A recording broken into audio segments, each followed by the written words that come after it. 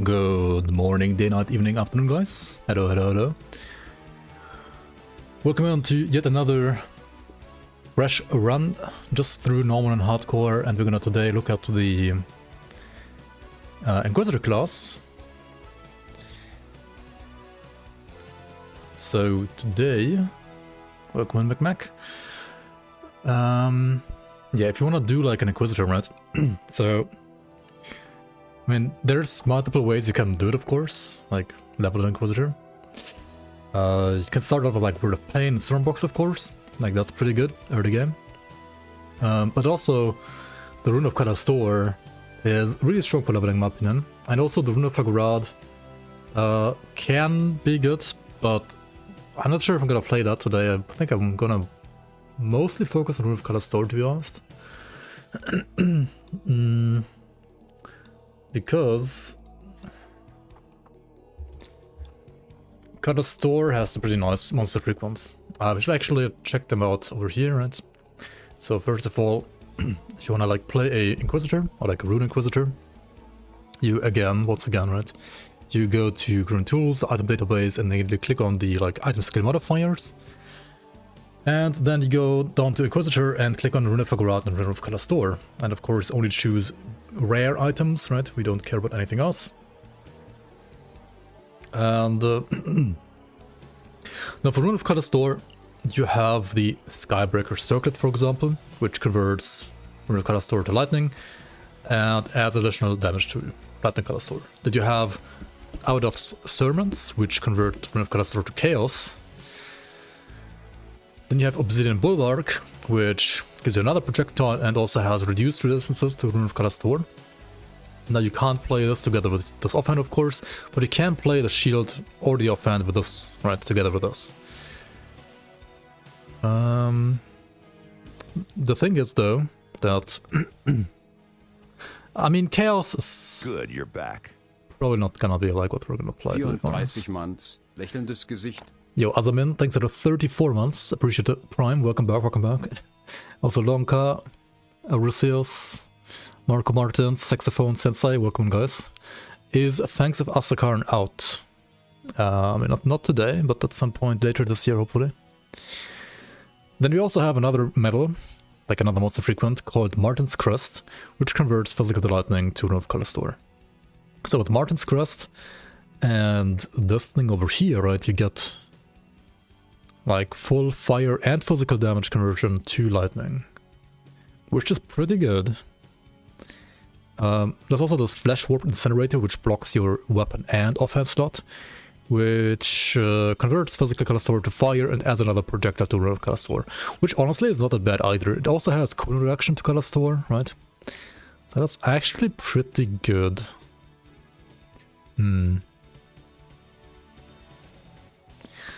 Like this gives you one projectile, right? And like flat resistance reduction. This gives you minus 0.5 recharge and one projectile and conversion to fire.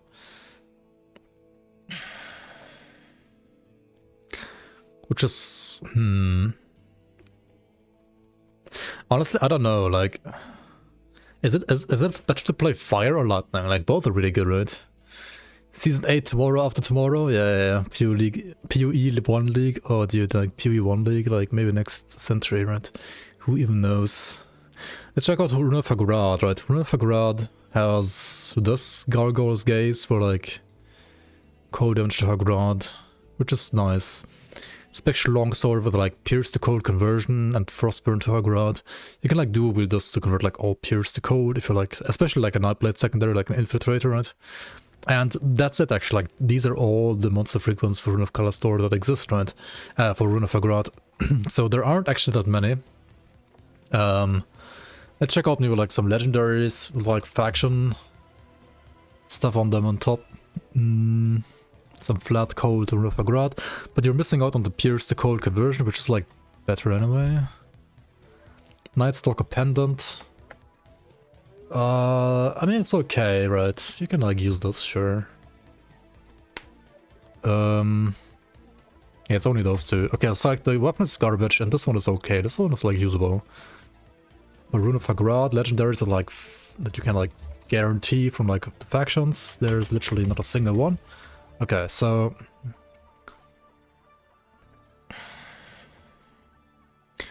I don't know. What do you see? What do you want to see, guys? Rune of Kalastor or Rune of Kalastor? I think we're gonna play Rune of Kalastor here because I think Rune of Kalastor is gonna be a bit more interesting actually with Berserker class. So yeah.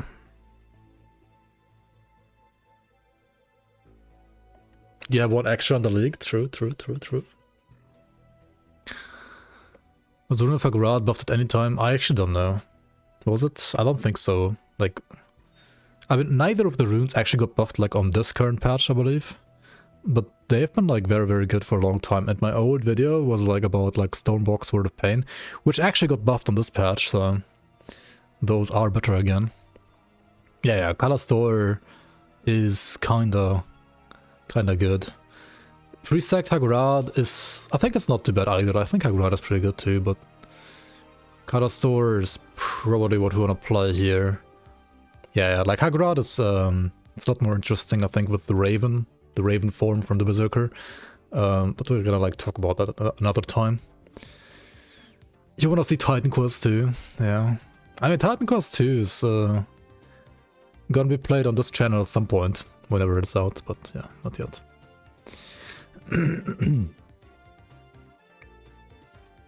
How good is it to use both runes in the same build? Depends.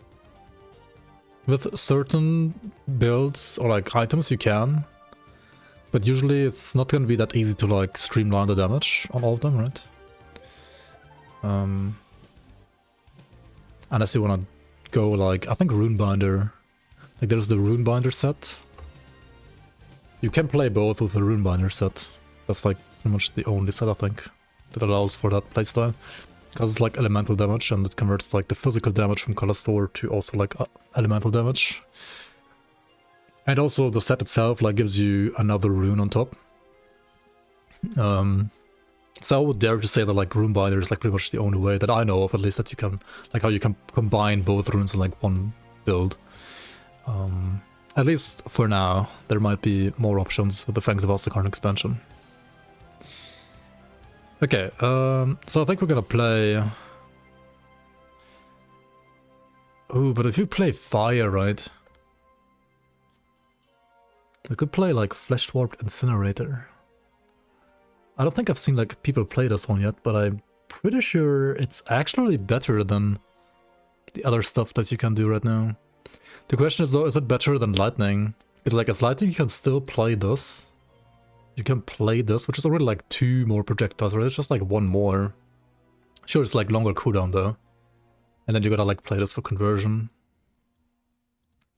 I mean, we can like try both, I guess. Not on the same build, but we're gonna start with... I guess Lightning, because you can play this like a little bit easier, right? 20% chance to deal extra damage is for the gun damage only. No, it's actually not. It's percent damage, right? So it also can affect the runes. It's not flat damage, right? It's percent damage. So it does also affect the runes. Yo, Brewster, welcome. Alright, let's get going, right? Let's start the character. Wrecked by runes. Wrecked by starter runes, whatever. Da-dum. Yo, Envy.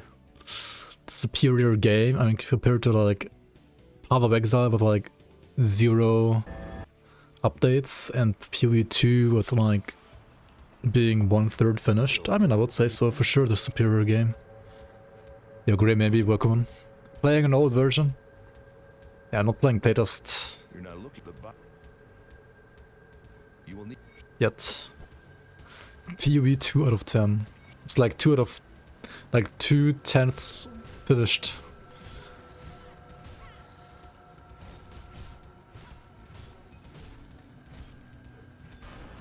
Alright. So we are Inquisitor, right? Good, you're back. And early. Yo, Omana X. Welcome on, welcome on. Appreciate the 13 months. Welcome back to the Bloomers. Public playtest randomly got 1, 2, 1, 5. Wait, what? Okay. You can also play like Word of Pain, of course, like earlier, right? You could just like, you know, one tap like all the trash. I mean, you should always do that, right? It's better than default attacking, that's for sure. I mean, they buffed us, right? Like, it's even better now to like use Word of Pain early. For sure. New Season of Grim Dawn. New Season of Grim Dawn when the expansion hits. So later this year, but we don't know exactly when yet. Always tomorrow, yeah, true. Welcome, Ricardio. Fresh start, what happened to the last two characters? Same as is gonna happen to this one as well. It's gonna be taken through all of normal only, and I'm gonna stop the second I'm ready for ultimate, because I currently only care about like early game leveling. We're gonna finish them eventually, maybe, if I have the time and the motivation to do so. Mostly just like checking out, you know,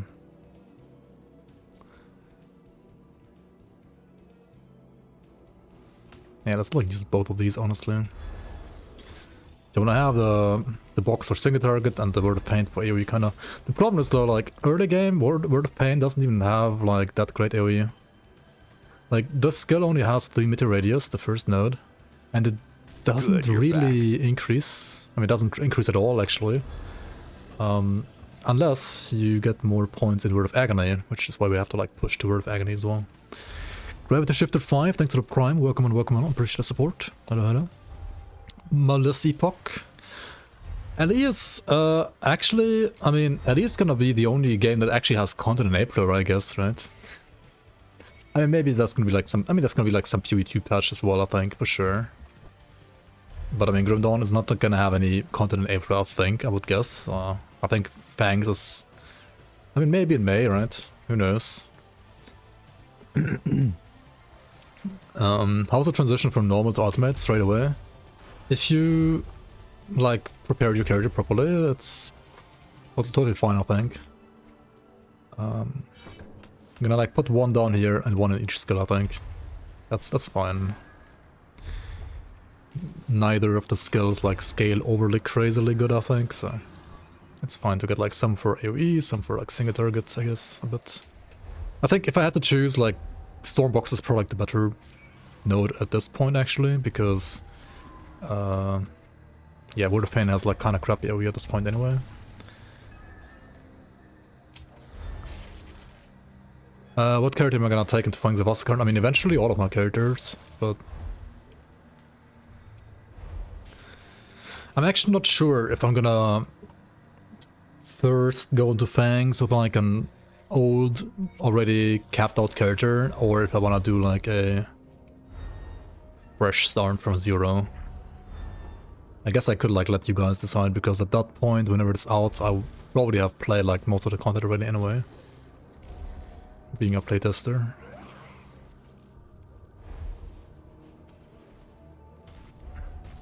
Okay, yeah, okay. I mean, you can like attack on top, right? I should like probably attack. Even Box's single target damage is honestly not as good as like some other skills from like other masteries are, to be fair.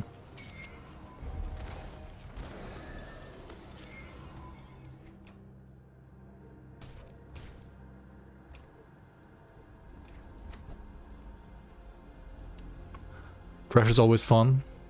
Playing Fangs without League mod? Bruh.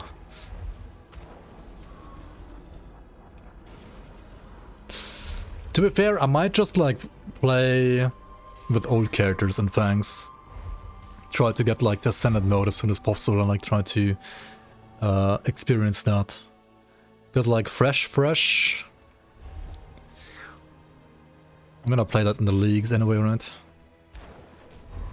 Probably. And I mean, I wanna have like fresh start like guides ready before Fangs launches anyway, so... That's why we're doing this stuff right now.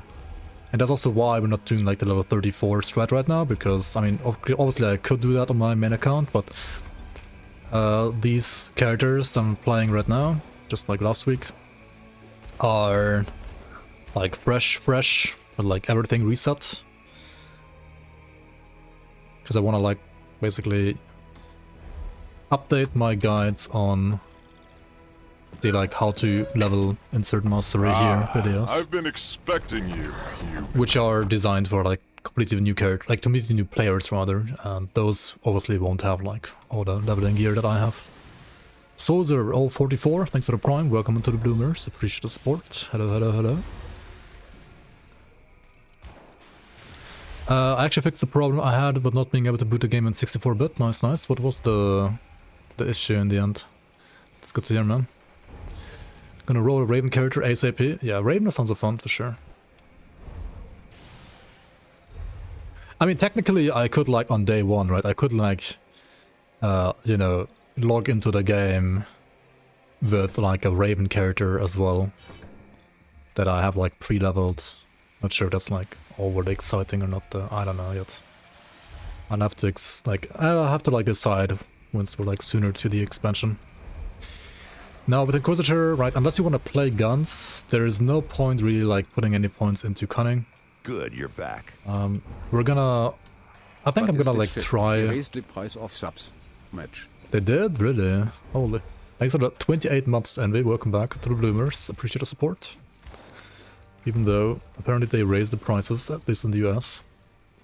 I mean, that's what you get for having like cheaper eggs now, right? You get more expensive Twitch subs.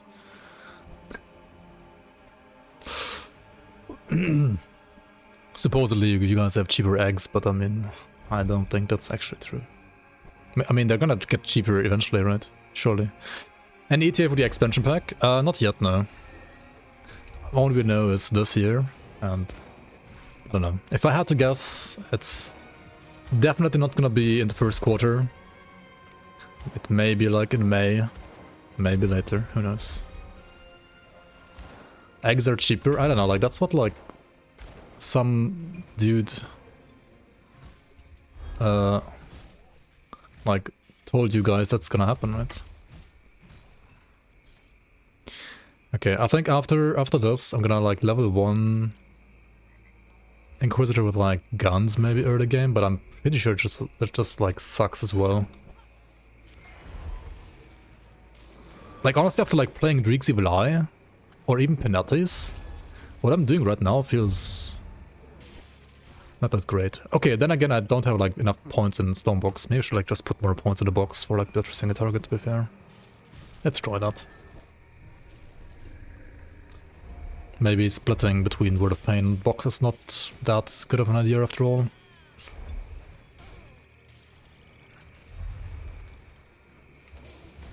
Because honestly, like, whatever gets Word of Pain right now gets like one shot anyway.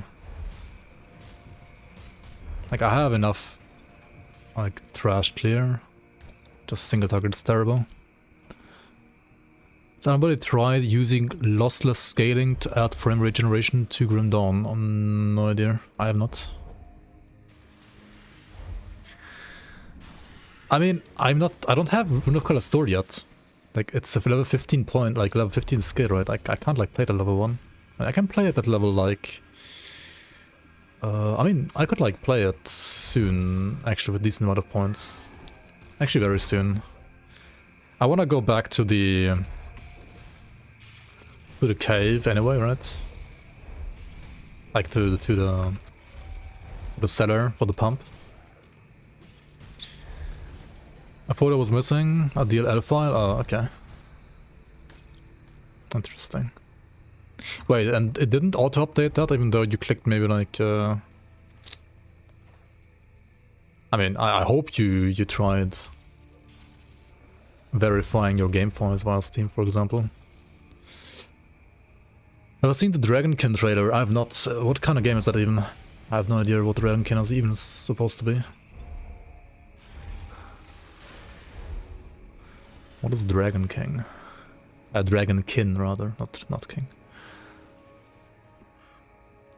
You tried Grim Dawn again after the PoE dry up. Excited for the future of both games. Yeah. Same here actually. I mean, I know like PoE 1 players I'm gonna miss PoE1, not getting updates. And I do think it's a shitty decision by the devs. I mean, they literally like lied to the community. Like, there's no excuse for that. But then again, I don't personally care about PoE1, so... But I mean, it's still shitty, right?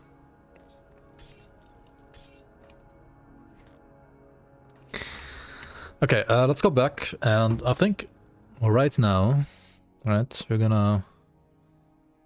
First of all, post like a tiny link, which is like how the Word of Pain stuff looks right now. So basically like only points in Word of Pain and like Stormbox, but I think basically like once you can respec at around like level 8 or high, like yeah, around like level 8 should already be honestly enough. We're gonna try the Rune of Kalastor now. We can like put 6 points in Rune of Kalastor, I think. Which might not be that great damage at this point. But it still might be better than what I've been running so far. And ideally you wanna have like the double fire items like Kaiser's Skull and Francis's Gun, which are obviously guaranteed, like ready to equip at this point. If you somehow don't have those, you can still like play the Carver's Conjuring Bone, which is also a guaranteed like item next to the zombie Gilias, right? There's like a corpse there that always drops this offhand. Okay. Hopefully we already have enough scrap. Like I kind of would like to go to the cellar at this point already. But I think I'm like still missing one more. Maybe this guy like gives me scrap as well. Taking care of them. Scrap, there we go. Okay, 5 scrap. Perfect. Very nice, very nice. Perfect timing, honestly. Now that we already have like so many points down the bar, I'm gonna like obviously max up my skill right away. Like ASAP. PoE 2 out of 10, hitting dodge roll makes your dick go soft. Wait, what? I don't mind the dodge roll at all, actually. I mind like many other things. I don't mind the dodge roll at all, actually. You can also like put Kalastor on right click. You can't put it on left click. Okay, how does this work? I mean, you just place it down, then you let like enemies walk over it. Didn't they increase like... I mean, is it really that good at this point? I feel like... I'm gonna try it, of course. It doesn't... I mean, again, like compared to Panetti or Dukes of Light, this still feels very slow, to be fair. Compared to what we had just a second ago. I would say against Trash, like, feels about the same.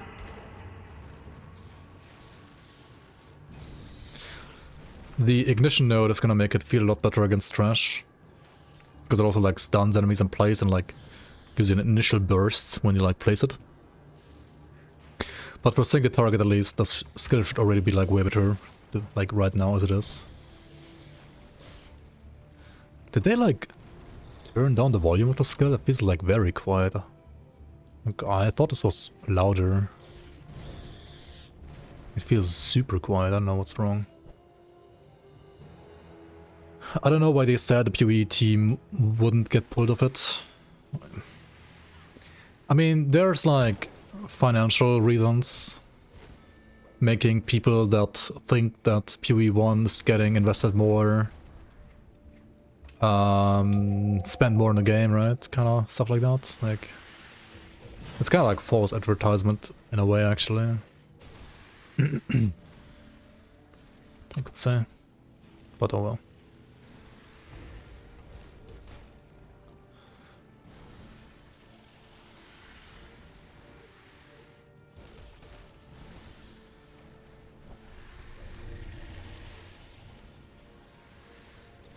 A returning player looked into the top 20 post. I should give me 1 second to like concentrate a little bit here, because I'm not a Drigzivla cultist who can just like ruffle stomp the game at this point.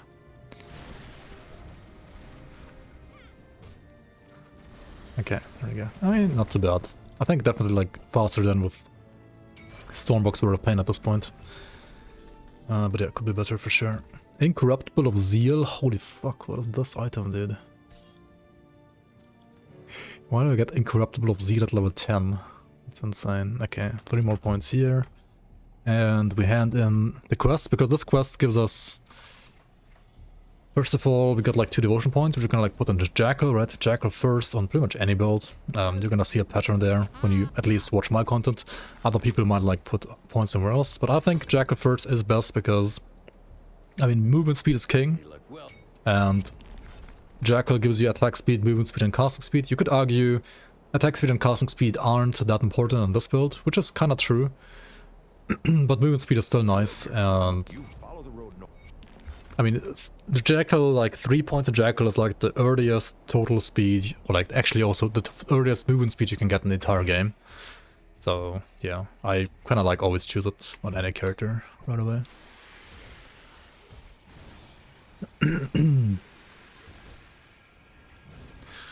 What's the plan? Leveling with both runes or only one? Only one. Only one. You don't want to like spread your points too thin. You can play a build with 2 runes.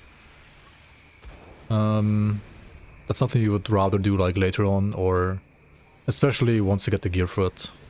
Because you also want to ideally like convert the damage like to 1 damage due to property scaling. So, I mean, usually it will be elemental damage if you want to like play both of them at the same time. I'm not sure if like Pierce could technically also work actually.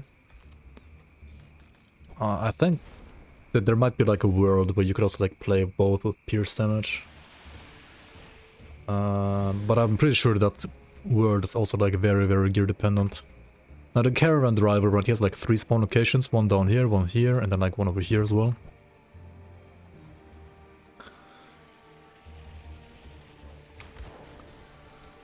And apparently I'm just blind. Because I missed him in like one of the 3 spots. What the hell am I doing? Okay, yeah, the elite is getting deleted at least by the skull, that's nice. Upcoming RPG early access in March. Here's a short video that shows the skill system. Interesting. I'll check it out later. Did I like seriously just leave him there? Because I was talking too much? I guess I was. Oops. I think he has to be here, right? Yeah. I missed the caravan driver. How is it even possible? Okay, we got pump points. Actually, you want to get some movement speed, right? So you like always put 2 points in Word of Renewal. Should have done this a little bit earlier, to be fair. So Word of Renewal is an active heal that you have to press, but also like it gives you passively defensive ability and movement speed, and also like less damage taken from Chthonians and Eldritch, which is kind of like thematic for Inquisitor. For attributes, I mean, yeah, no cunning, pretty much like only physique and spirit. Sorry. Spirit gives you magic damage and also percent energy regeneration. Magic damage is everything except for physical damage, pierce damage, bleeding damage, and internal trauma damage. Wait, is that the Warhammer Chaos Bane studio? Yeah, that game kinda sucked, but... I mean, maybe this game is better, who knows?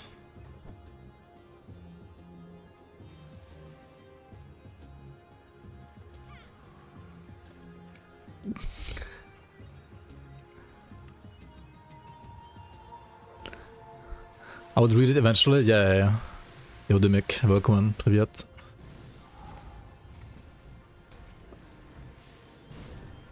Yeah, sometimes, I mean, I need to like focus on the game or like read all the stuff, but I can't read like everything at the same time.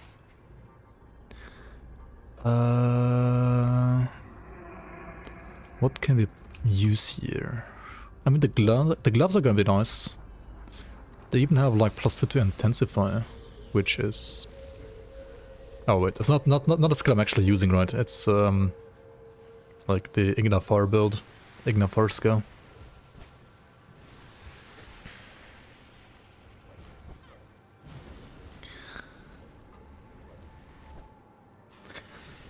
To be fair, I have a feeling the gun would be actually like really nice for Rune of Kalastor.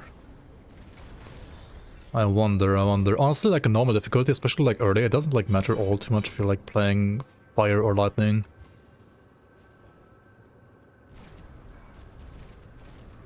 There's one problem though.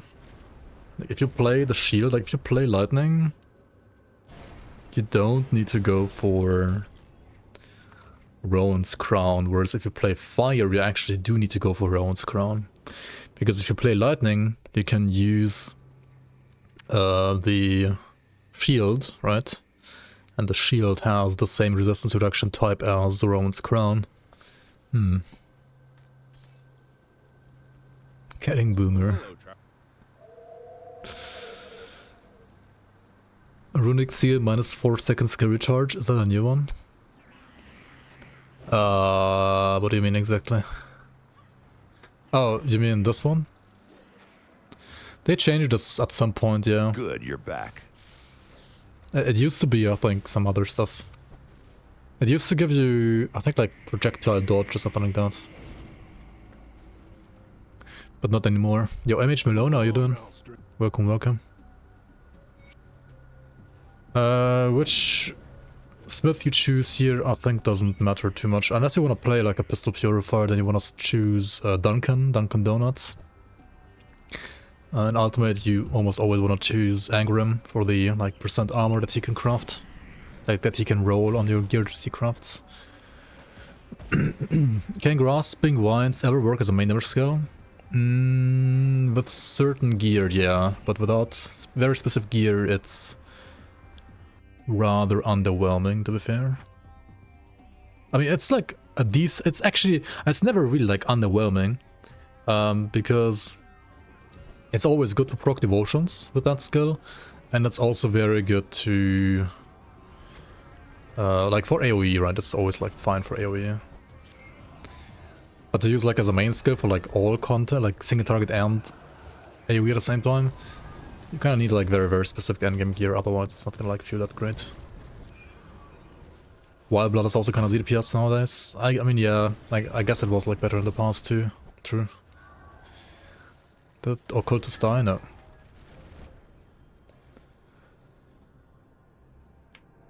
Today you play the Last Epoch Warlock, Chthonic Fisher, etc. Feels like kind of like runes. Yeah, true. True. I can see that being similar for sure.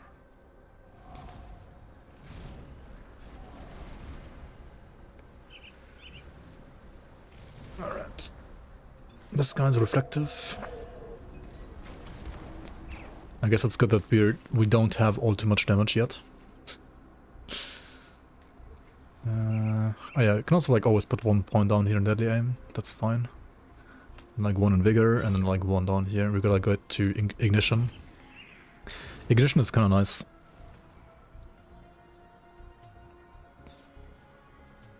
Let's go with the Milton's Cask.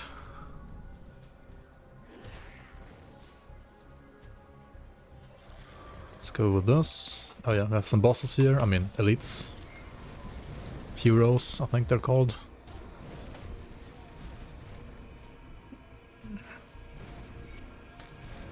I mean, to be fair, Rune of Kalastor is like doing really well against these guys. I think this is actually like slightly faster boss damage than like, for example, Trixie with Eye or Penalty. Definitely faster than Penalty. The AoE is just a bit slow. You could like put it down into like groups and hope it kills like everything, but whatever, like you can't really like kill stragglers with this. It would be like a waste of time to like stick around for stragglers.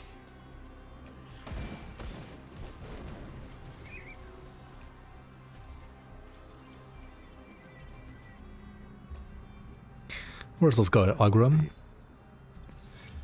Let's rescue him too. Oh yeah, what you could obviously always do, right, as a filler skill, right, to actually kill stragglers is you just use Fireball. So use like a Searing Ember, right? You could like use this right away at around, I mean, whenever you get it, right, like honestly like level 1 base, like level 5, right? At level 5 plus you can just like use Searing Ember as a filler for your runes. That's what you should do, to be honest. Yeah, definitely do this. And if you have like trouble killing these Ember Guards, which are like basically fire immune at this point, you could also use a like chill spike, right, as a secondary, just for like these guys.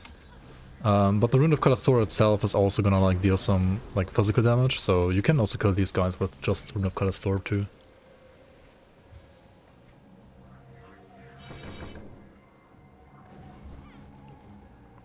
And glad for endgame, you can play both runes, or like either of the runes. They're both viable for endgame. Depends like what kind of secondary you wanna play, what kind of build you wanna play in general as well.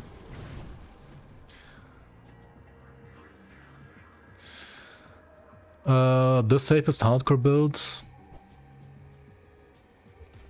I mean, the safest hardcore build is gonna be some complete DPS thing that I've not played yet, I guess. But I also think those builds like are just giga boring. So like the safest build I played that still like deals good damage in my opinion is something like Avenger Water. Yeah, you can like check out my Avenger Water builds that I've made, I guess. Or also like Shield Warlords are like very safe too if you like make them very tanky. Arcanus with Hagrad. I would go Nightblade with Hagrad, it's way better. Like Arcanus is really not that good for runes, I think. Like it might appear to be good, but it's really not actually. Automod is kinda drunk, yeah, I don't know what's happening lately. Like blocking links from mods, like what the fuck? What is it doing? Oh my god.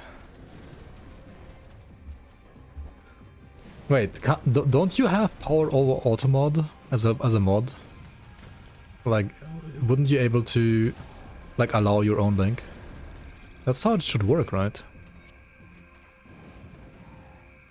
What the fuck? Okay, we have some new items here, right?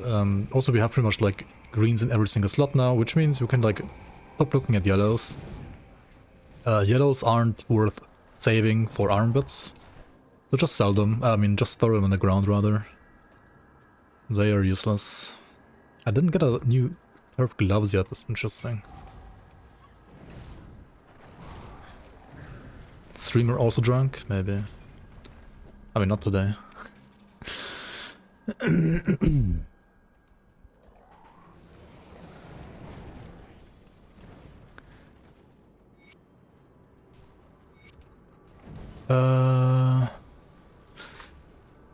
Yo, Ethereum, welcome on. I saw your video on YouTube on a gun build, the Purifier. Yeah.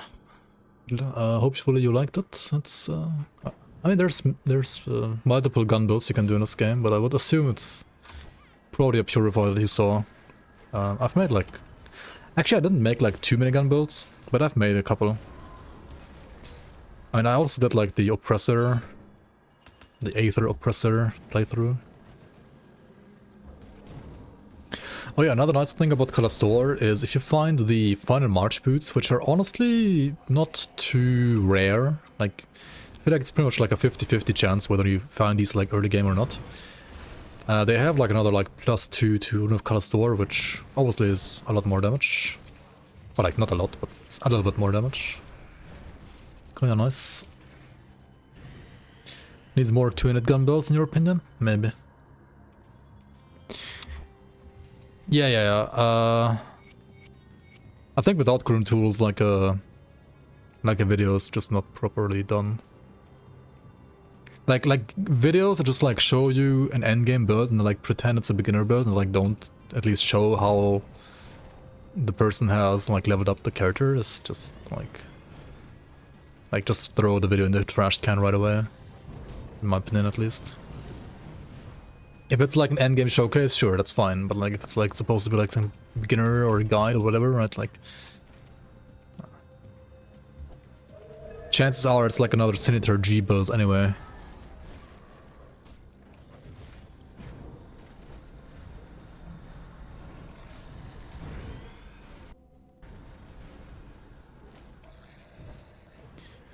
Is it worth paying 6,758 and 90 euros and 90 cents for a new PC? What the hell, dude?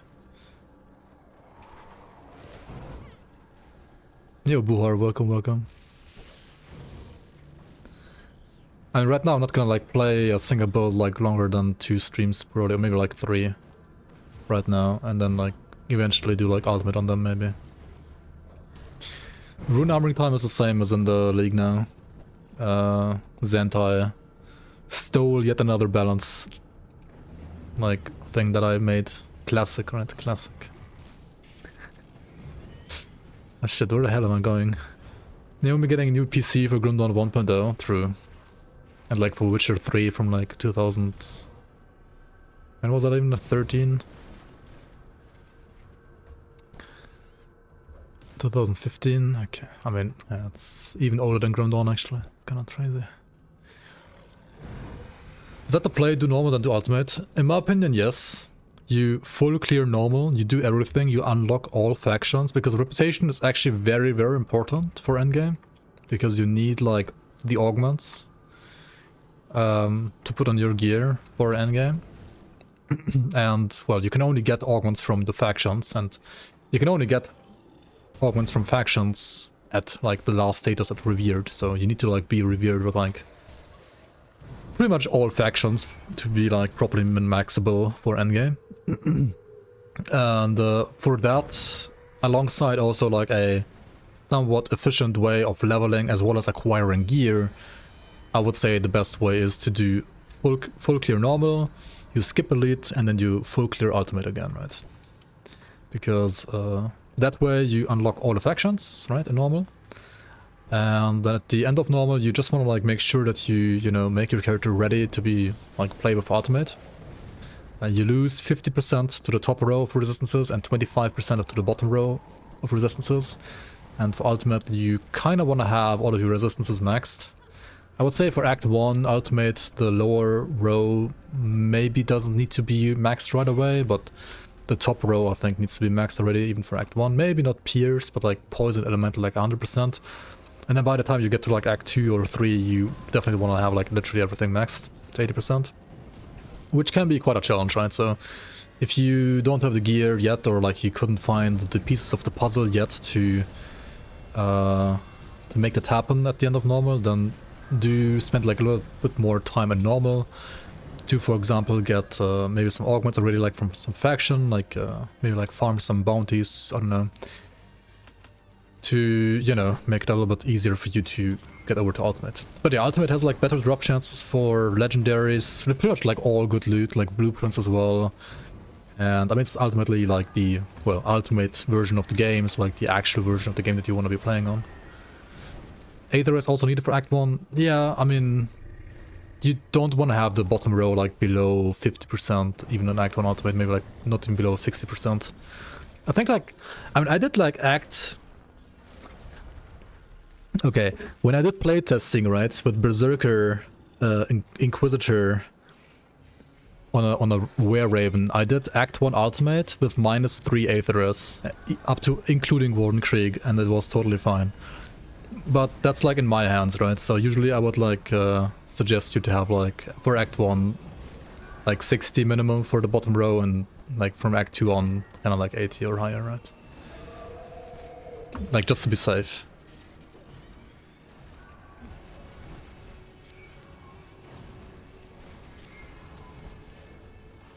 Yeah, but I mean, right, like Tyler, you and me, right, we've played the game a lot, right? So like, obviously if you like are very good at the game, or like you've played the game enough, you know like how everything works, and you can like get away with less, and you know like which abilities to dodge and so on.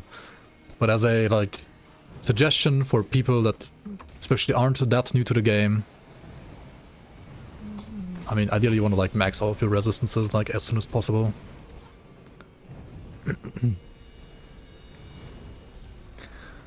If anything, armor to Pierce Res.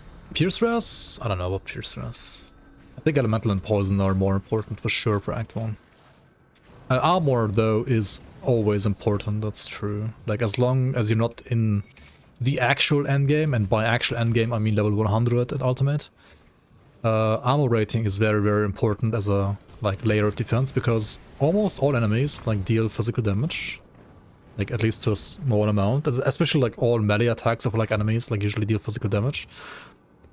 And armor is a great way of like mitigating that, at least for like all the way to endgame. Like in endgame you will need like other layers on top, but having good armor and like especially armor absorption can be very, very good all the way to endgame. Yeah, armor absorption is something I'm gonna like, I mean I could like talk about right now, right? 70% is the default, so only 70% of your armor actually like works kinda by default, and well, ideally you want to get to like 100%, or like as close to 100% as like reasonably possible. There's different ways to get there, like components, gear, devotions, classes, but mostly it's gonna be components. We're gonna talk about that like once we are like done with Act 1 basically. Lost Epoch Season 2's trailer just dropped, really? Okay, we're gonna check this out I think once I'm like done with this playthrough for the day. Can check this out like after this character like got to, I guess like around Act 3 or something like that. There's no wait, trailer already now? What? The league is like in flippin' April. Why would there be a trailer now? What are you talking about? Makes no sense. Are they like doing it earlier than expected? 15-second I mean that's not a trailer, that's like probably like one picture. It's like a mini teaser, I guess.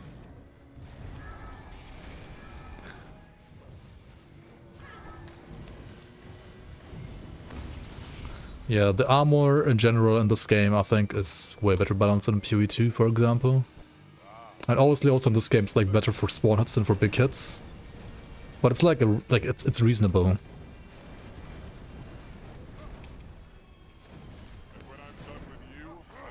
You confirmed the date, April 2nd, not April 1st. It's not an April Fool's joke.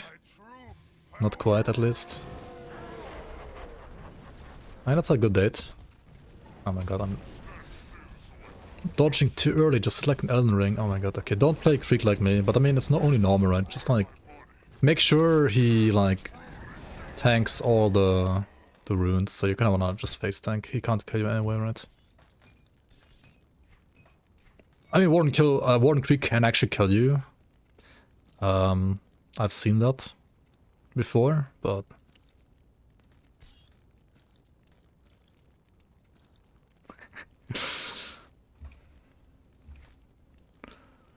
what's happening? Music? 8,000 hours Grim Dawn Veteran, by the way. True. Also, flippin' 8,000 hours Grim Dawn Veteran, forgot to get the third fabric. Holy fuck, dude. Yo, Braskin. I've been expecting you. Thanks for the sub. Welcome on. Welcome to the Bloomers. Appreciate the support.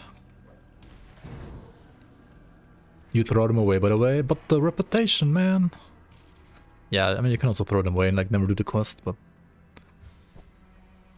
45 Aetherus is a lot for Act 1. Oh yeah, that's true actually. I don't have so much Aetherus. I mean, if you use like Milton's Cask, you always have like some Aetherus, right? Which is probably something you will use most of the time anyway, because most other helmets that you get in Act 1 are probably gonna be worse than that.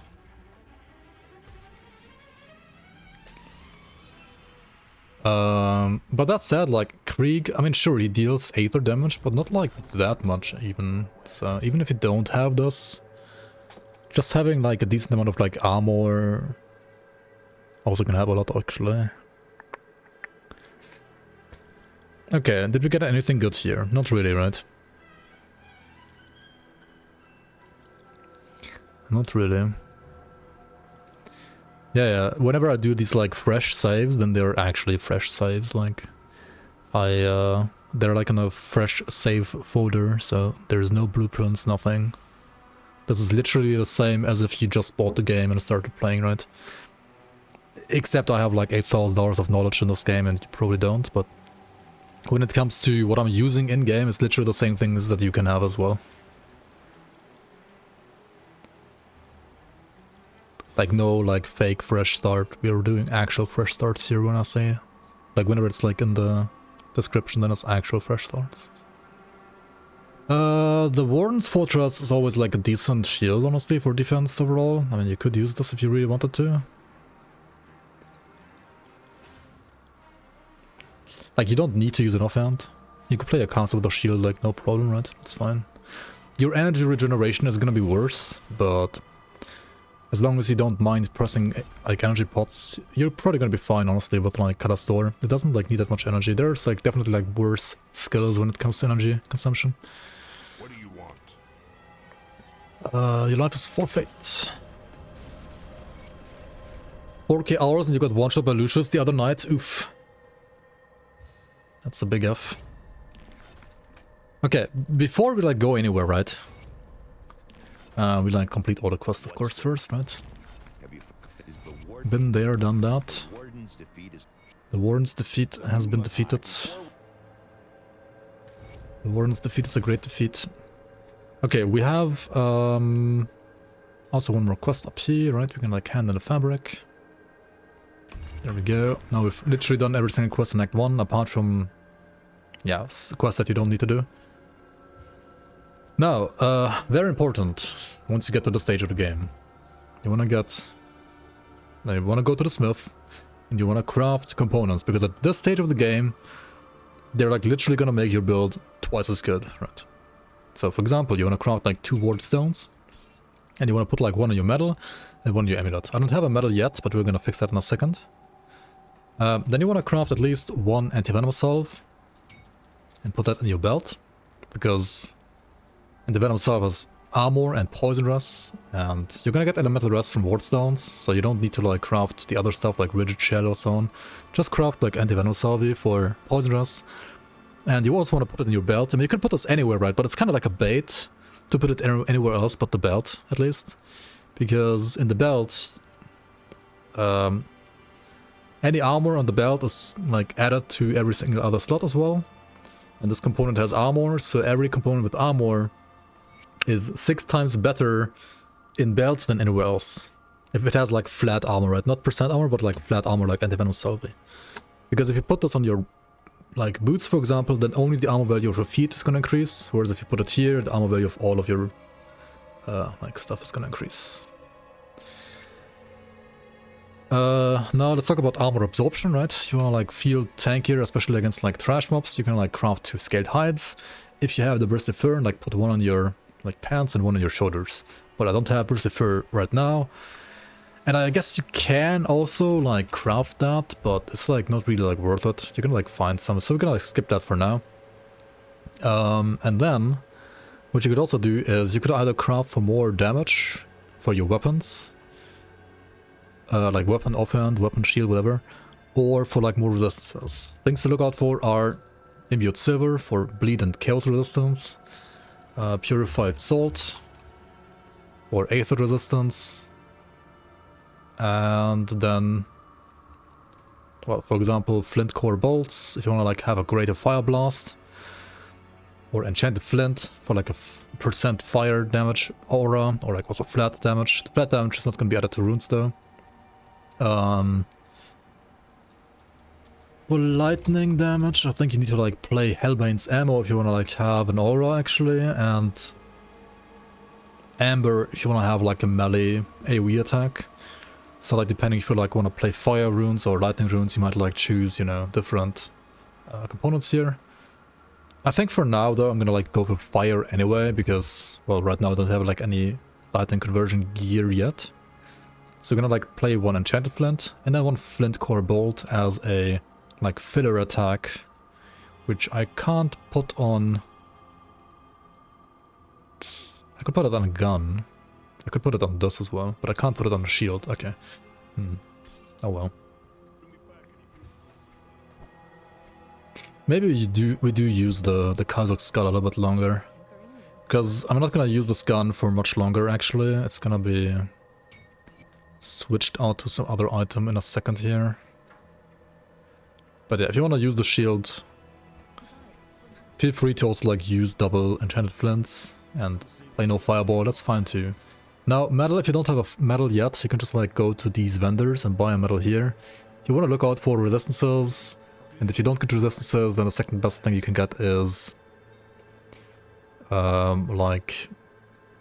attributes, physique, cunning, spirit basically. In this case, mostly physique and spirit. It's just a teaser. Okay, I mean, I can still like watch it later. I mean, I guess in this case you could like get the fire rest medal. I mean, there's no other medal. Fire rest is not really like what you want. You rather want to have something like whoops. No, give me back that rune stone, please. Thank you. Ward stone, rather. You rather want to have something like poison rest or vitality rest, and not an elemental type of rest, because you're gonna get like Ellie rest very, very easily anyway. No, also at that stage of the game, I like putting emeralds in like forehead and chest because they are super cheap. You get like 5 billion of them anyway, and you don't really like you can't really like use anything else in your helmet right now at this point, unless you wanna like use ectoplasm if you have like really bad energy, right? But in this case, this build doesn't seem all too energy hungry, so we can like put something like, yeah, polished emeralds or corpse dust in rings and helmet and chest.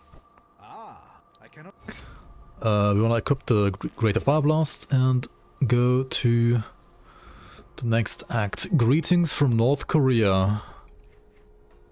Welcome, welcome in. So, go. What?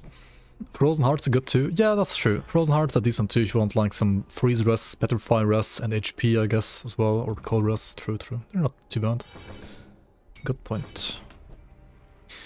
Okay, the reason why we're gonna go here, at least if you have this expansion, right? Is that you can get a movement skill here like really, really quickly. And you should like look at the quartermasters of the 3 factions that are present here on the conclave of the 3, because they all say you like emblems, which give you skills that you can like put in your medal. And depending on like which you choose here, you can like use their emblems right away, right? So if you choose, for example, the Dreek faction, right, you're gonna be like friendly with all of them, but the one that you choose is the one that unlocks their shop to you right away, basically. Right? If you check out the faction window now, I'll be like friendly with Cult of Dreek and only tolerated with these 2. So these 2 have their faction shops closed, like the quartermasters closed still. Whereas this one, well, these 3 tabs are still closed, but like the first one is at least open. So you can like use a movement augment of your choice and then like put the skill on your bar. Yes, that's all you need to do here, really. Don't worry about the rest of this act, especially not if you're playing... Oops.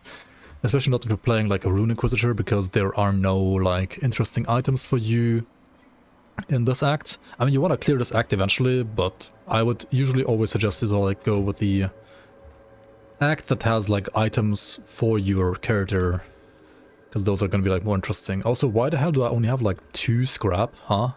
What? How? Can't even repair the bridge, dude, I'm stuck. Okay, another thing I forgot to craft that you always want to do is Equilibrium. You pretty much get, I think, like 1 tainted brain matter guaranteed from like killing Warden Krieg, right? And this thing gives you like movement speed as well. It's already capped. I mean, okay. Guess we don't even need Jack anymore.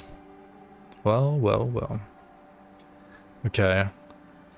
Okay, do I play lightning or fire?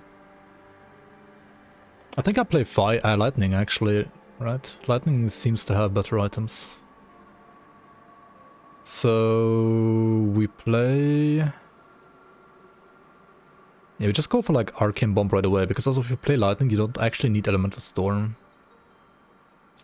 You could like still play Ellie Storm later, but I don't think you need it really. Let's go with the Widow. So greens and purples. What greens do we want? Spider, I guess? You can also take out the jacket, right? I don't need movement speed anymore. Which you can like put into Spider and then like get the eel for the blues to get the Widow. Maybe do some bounties for the scrap? Yeah, exactly. Okay, if you're lacking scrap, you can either buy scrap from the vendors, which is, well, better if you have actually rescued the second vendor. You can also go to Lower Crossing and then like literally farm the scrap yard for more scrap. Xanta hired you as a free intern play and balance tester? Yeah, sometimes I feel like that. Yeah, like... Free, exactly, like not even hired, right? I'm just doing it for free.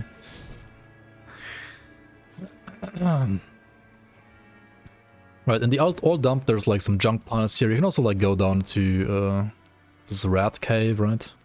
Say hello to the rat in here. Yeah. There's some more junk piles in here. And I guess you can just like kill the boss real quick. If you go here at like level 5 or whatever, then it's like kind of sketchy to be here actually. Oh well, okay, I got enough scrap now.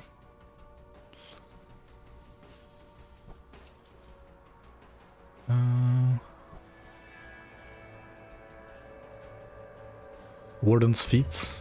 Wait, what? Warden's feet? Did I say Warden's feet?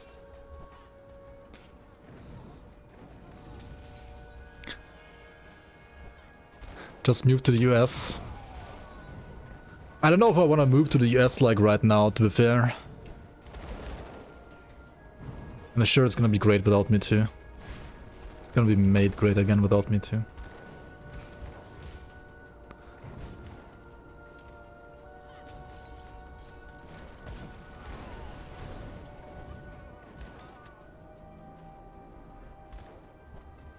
Move to US, get deported back. Oh yeah, true. At least they're like paying for the ticket back then, right? Okay, so what you can do, right? This is maybe like the evil playthrough, but I mean, you're a fucking Inquisitor, right? And all heretics need to be purged, and we just declare this man a heretic.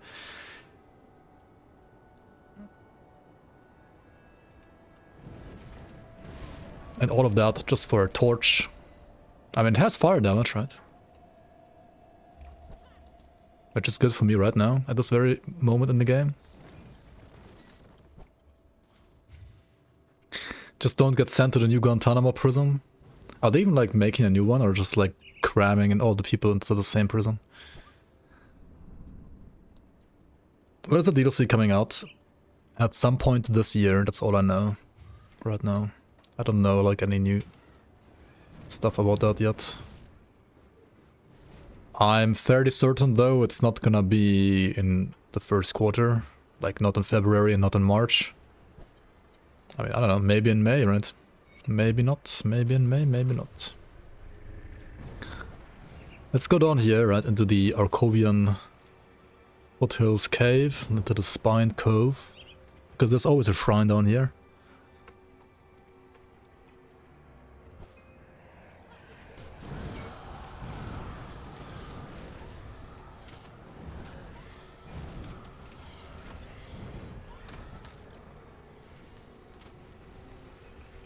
I mean, just be rich, right? Just be rich. I mean, that's why you go to the US in the first place, right? To become rich. American dream, baby. Current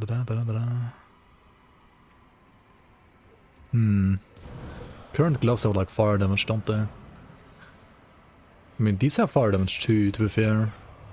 And they have like better armor and better resistances, yeah. I don't know, like blue items are very often just... They can be okay, they can be good. But they're also, more often than not, actually not that great. So, yeah, just like keep on using your greens. If you... Like, don't trust the cutters, trust the stats on the items. This is not Diablo where you blindly equip higher rarity. Like, not Diablo 3 and 4 at least. Diablo 2, of course, was very different.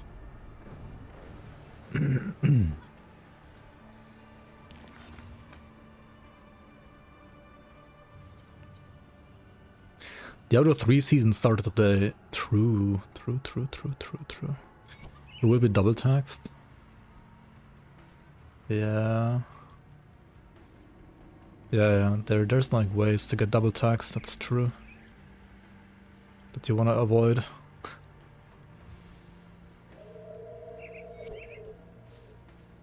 What about PoE 2? What about PoE 2? I mean, I personally have more fun playing PoE 2 than PoE 1, but that game is far from finished, right? That game is far from finished. They need to finish campaign, and they need to like finish like the classes and skills and items. I think like weapons, skills, and classes are like actually the most important thing, I think. People say endgame also like needs a total rebalance. I mean, I guess. Endgame is a little shitty too, sure. Paying to beta test a game isn't my kind of thing. Yeah, true. That's also why I didn't pay for FoA 2. I just got it for free. I'm not sure if I even would have bought it, honestly. But it was fun trying it out.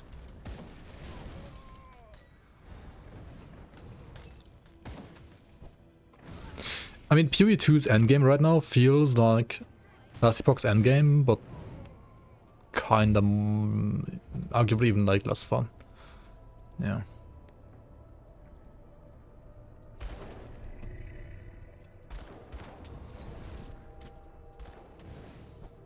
And also like way worse crafting.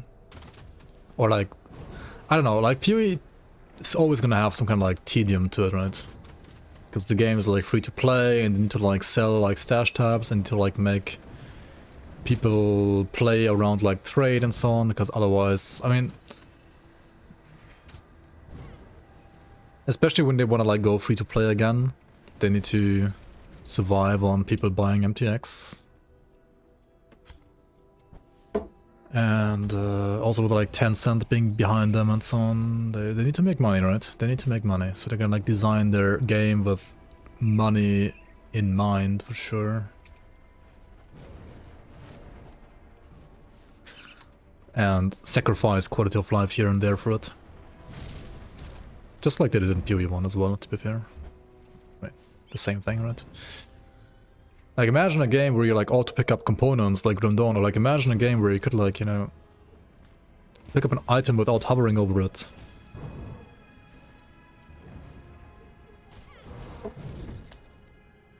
Or using third-party tools to have infinite stash.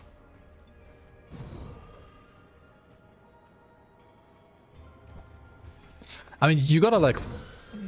That's true, they do create a problem to then like sell the solution. But they also kind of have to do that, right? Like, I mean, all free-to-play titles do that. Like, once you go free-to-play, you have to do it like that, right? Kinda. I mean, you could do, like, cosmetics only, but... You could also do cosmetics and sell the problem. You could, like, do both, right? To be fair, like, compared to some other games, like... I think FoA 1 is rather fair, like, just buy the stash tabs and that's all you need. I would say that's true all the way if like the base game's cosmetics would kind of be fine, but like in FoA 1 you look like a flippin' hobo, like no matter what level you are and like how powerful you are, right? In Grim Dawn you can look really really cool without like spending extra money on the MTX stuff. In FoA 2 at least you do look kind of decent as well, but they're also like missing tons of the like art for the like later acts still. New to Grim Dawn, are there builds that are good for beginners but yeah, okay, so I have many videos about beginner builds, right? And like the #1 criterion for all of my beginner builds is to get from level 1 all the way to endgame, and then also at least defeat the boss, like the celestial endgame, like uber boss basically, from which you can get the like leveling set. So all of these builds can go from like 0 to killing Lokar, he's called. That Celestial boss that you can farm with that build then to like basically put together leveling gear for second characters, so you can like use that as like a league starter basically, right? Like if a build can't do that, then I don't have it included in my list basically. And also there's even more builds that can do what I'm like requiring from those builds, but I don't have like time to play all the builds in this game. This game has a flippin' like, I don't know, has like a bazillion builds that are viable. Like I don't know a single game that has like better build like viability or like variety than Grim Dawn, to be fair. At least no ARPG. Spatula Samurai, thanks for the 2 months. Welcome back to the Bloomers. Appreciate the support and thanks for the kind words.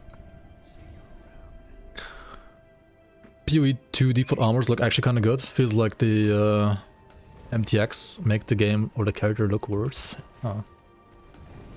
Yeah, maybe. I mean, I have not bought any, that's for sure.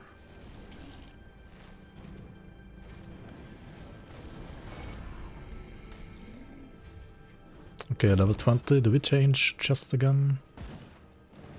One Brisifer only. Oh yeah, when it comes to glove components, you wanna put something like Unholy Inscription to gloves, right? Like these rare components are actually really good right now for the gloves. You can also put... what are they called? Oh shit, I'm gonna kill myself, Monka. In-game, of course. You can also put Spellwoven Threads. They give you like offensive ability, some like elemental dot damage, as well as task speed. Those are kind of decent too. Okay. So Shazba, welcome, welcome.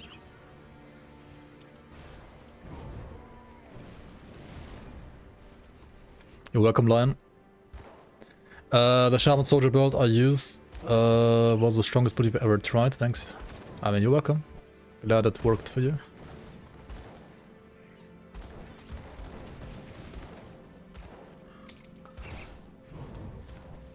Grim Dawn is your favorite RPG? That's good to hear, man. The game is slightly old and the engine is even older. But the developers are honestly very good. Like, very, I mean, down to earth, and they don't listen to everybody in the community, unlike the Lassipok developers, right? Lassipok developers, like, listen to everybody in the community. They make, like, polls about making polls, right? They literally, like, poll the community whether or not they should poll the community, right? Like, dude. Like, sometimes I feel like the community is, like, making the game, not themselves. Like, not the developers themselves. But the Grim Dawn developers, they listen to people that actually, like, know how the game works. And I think that's better than, like, listen to everybody. So, yeah, that's why I think the Grim Dawn devs are, I don't know, kind of based. And that's, I would say, why usually, I mean, at least for, like, how small the team is, they do improve their game with every update and don't make it worse. Grim Dawn is being actively developed, yes. It has a expansion coming later this year even, which has a ton of content. Like a new class, a new act, a new endgame system. And yeah, like many other ways to influence how the world and the loot is gonna drop, like in many different ways compared to like what you can do right now. Yeah. Currently Grim Dawn, especially like the Grim Dawn as we know it with Forgotten Gods, doesn't have all too much like player agency over the content that you want to do, right? Like if you go somewhere like modifiers are random and so on, right? But the Fangs of Astakarn expansion is gonna give the player like actually a lot of like customizable endgame. So it's like the one thing that like PoE had over Grim Dawn, I think, is kinda gonna, you know, be made with the Fangs of Astakarn expansion. Let's get the eel. When is next misadventure again? I think it's February 10th or something like that. Like, it should be soon actually, like in 1 or 2 weeks. Yeah, I mean this engine is very old and they're like pushing the engine to its limits. But I mean, they're even like they've made shapeshifting work with the expansion, right? Like the upcoming expansion is gonna have a shapeshifting class, and that was not supported in any way or form in this engine before, so I mean now it exists. Oh, that's pretty cool. Like they do know at least how their old Titan Quest engine works. I mean it's the Grim Dawn engine at this point, I guess. It's not really like Titan Quest engine only at this point, but it's built upon the old Titan Quest engine. They're also working on like a new engine for a Grim Dawn 2 eventually, but yeah, similar to PoE 1 and PoE 2, they, apart from like 1 or 2 guys that like actually know how to, you know, make engines, they kind of like pulled people back to Fangs of Astakarn, you know, to like make Fangs of Astakarn work instead. But they're not at least like lying about it, right? They're not saying like the PoE devs like, oh yeah, we have like 2 different teams like totally working on both games all the time. PoE 2 is not gonna affect PoE 1, right? Yeah. Surely. Anyway, here in Kron's hideout, right, there's actually one very important enemy that you have to find and kill. Moneybags Martin. Not only is he like part of a side quest, but in this case, right, he's gonna drop a medal like 100% of the time, and you always need this medal on this build. If you wanna play lightning at least. Actually, even if you wanna play like fire, I think at this point you pretty much always wanna have this medal. It just like makes Kalastor like way stronger. It's level 22. In this case, so like one more level and you can use it. And I mean, as you can see, it adds like another projectile, it converts like the physical damage to lightning damage, adds like +3 to the base skill, even to the Rune of Kalastor. That's very nice.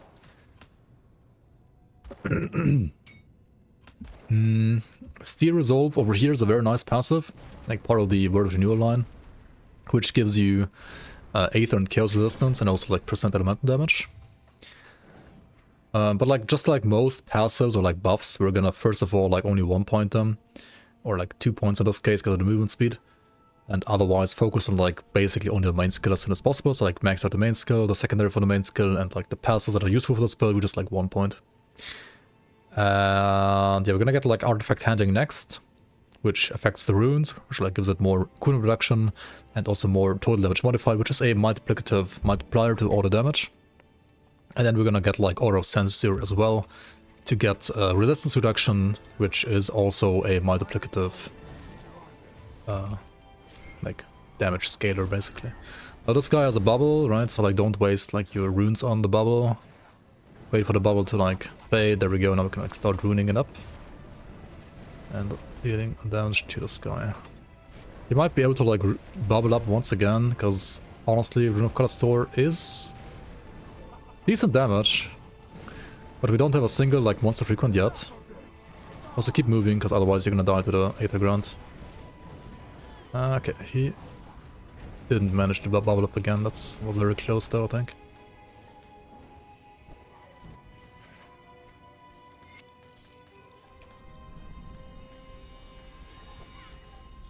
Okay.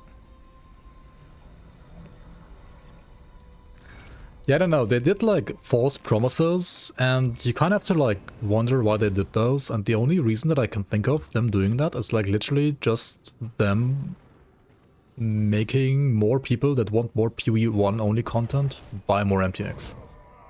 So in a way it's kind of like false advertisement, you could say. Do I use any mods? I don't use any mods usually.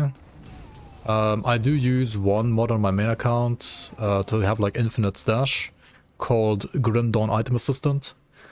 If you want to use a stash tool to, well, extend your stash into infinity, then yeah, just Google like Grim Dawn Item Assistant. Click on the link that like links you to the Grim Dawn forums, and yeah, just get it there. I sometimes also use the Grim Dawn rainbow filter, which colors items slightly differently, especially like makes green items easier to read, which can be very like nice for a new player, I would say, because evaluating the power of a green item without knowing the game is a little hard at first. Like for example, these shoulders, right? I mean, both of these shoulders appear green. I mean, you might already like guess that this one is maybe a bit more special because it has like a kind of more special model. It also has like more stats on it, and also has like skill bonuses on it. And the reason why is this one is a Stalwart Plated Shoulders of Heroism, right? So Stalwart is a magic, common, like magic, yeah, like yellow prefix. Of Heroism is a rare, so green suffix, and Plated Shoulder Pads, or Plated Spoders in this case, are just like a white base, so like a trash item. But it still appears green because it's like yellow, white, green, and then like the you know, the highest rarity takes effect. Whereas this item is a Vigorous Ascendant Shoulder Plates of Amarasa's Flurry. Of Amarasa's Flurry is a rare suffix, so that's green again. Vigorous is a yellow prefix again, so that's yellow. But Ascendant Shoulder Plates is also like a rare base, a monster frequent base. And nowadays, at least, they show you this icon, right? If like both of these are on the ground, you can see this icon here. This means this is a monster frequent, meaning that it can only drop from specific monsters. Infrequently, in some cases frequently. And it will have like basically implicit stats on top, right? And the rainbow mod would also color these items differently, right? So it would like tell you, okay, vigorous is a yellow, so it would like show vigorous as yellow, the middle part green, the latter part, the suffix green as well. Whereas here is also like, would show like as yellow, white, yellow, right? It would actually like color the name of the item in like 3 different colors. Which can be very, very useful for like a new player for sure. Like for example, this one is Crushing of Fortitude. This is yellow, green, yellow. So if this wasn't a rare base, it would actually be a yellow ring, another green ring. But because it has like an implicit, pretty decent implicit, it's a green ring. And the same actually for this is also like a green ring, like green implicit. So yeah, like knowing your items is gonna be like important eventually. And the rainbow filter can help you with that, especially like when you don't want to like learn all the effects in the game by heart, or like all the items in the game by heart. Then yeah, like just use item assistant honestly. I mean rainbow filter honestly. Should be good. I think I want to use this one over the other one actually. Now I have so much kill stress. Good, you're back. Rainbow filter. Rainbow filter. Thanks for the resub, Theos. 39 months already. Appreciate the support. Welcome back to the Bloomers. Yeah, this green item, right? You can even use this for endgame. Whereas like a ring like this, where is it? A ring like this you would never use for endgame. A ring like this you can actually use even for endgame. You can also use this for endgame. I mean, it depends on the build, right? But those are like endgame viable.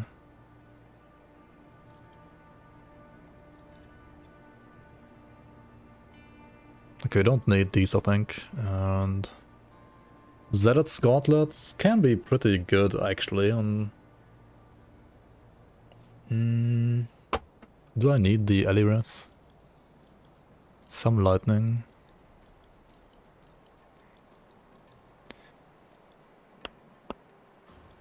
I'm not gonna use it actually.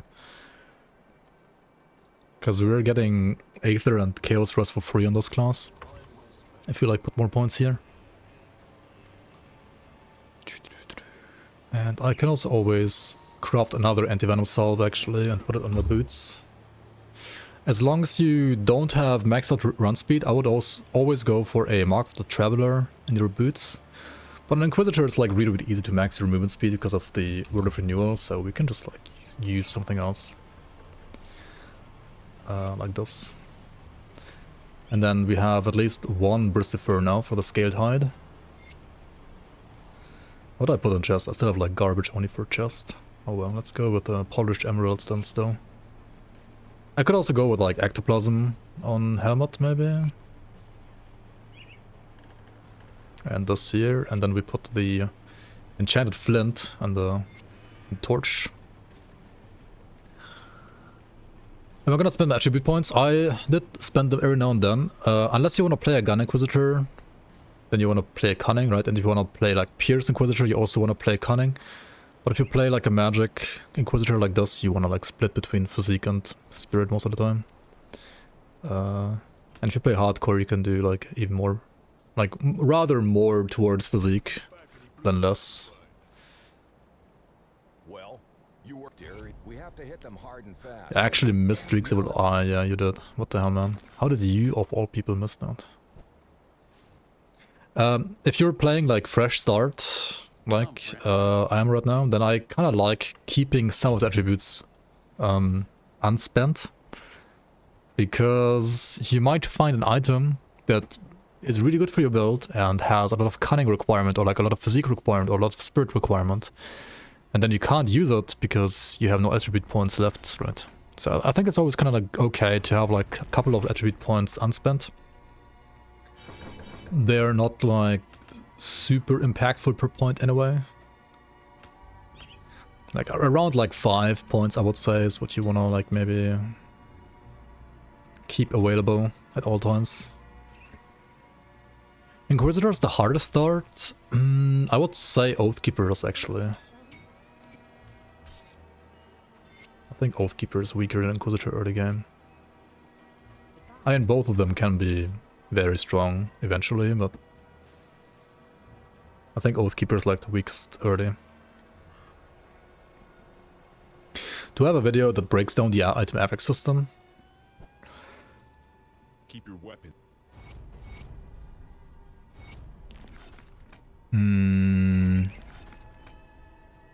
Not really. I mean, it's not as crazy as FoE's affix system, to be fair.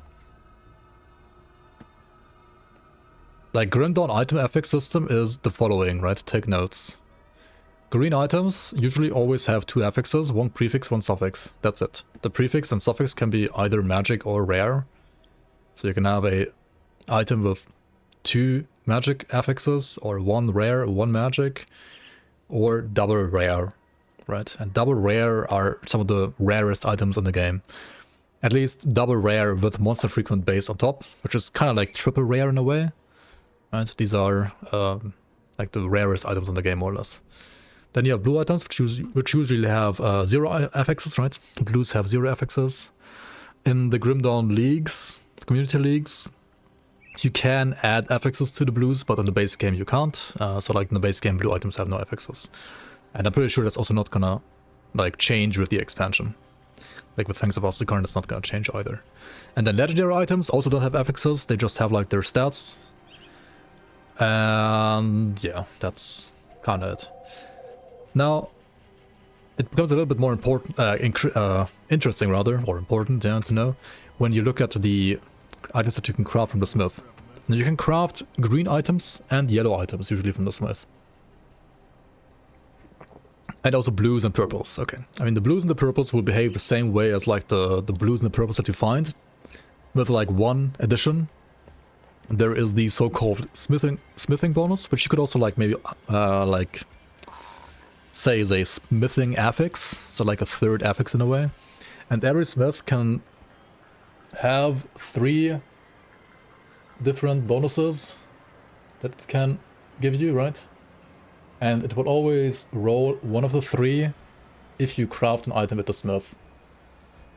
But this will not include components and relics, right? So if you craft relics or components, those will not get the smithing bonuses, only for example a metal will, or like any other thing, right? And if you craft a green, they will only get the base stats of these greens, because they already have like some base stats, plus only 1 affix, not 2. So crafted greens only get 1 affix. Usually greens have 2, right? But in this case, greens only get 1 affix, whereas yellows get 2 affixes.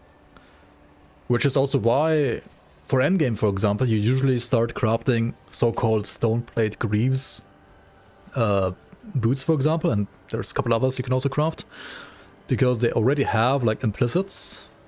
I mean, these don't have implicits, but like stoneplate greaves, for example, have an implicit and get 2 affixes on top, right? So they're kind of competitive to like monster frequents. And because there's no monster frequent boots in the game, at least not yet, those are like really, really good. You can also, and the same thing I think for like gloves, right? There's no monster frequent gloves either. So you can also like in endgame craft yellow gloves to actually make like endgame viable gloves. You can also do the same with pants for endgame, even though there are also like monster frequent pants. But sometimes it can still be fine to also like craft pants. So yeah, if you want actually like affixes on your gear from the smith, then you have to craft yellows, usually not greens. Some specific greens I think can be fine for like leveling phases at some point maybe, but honestly I've like never done it ever.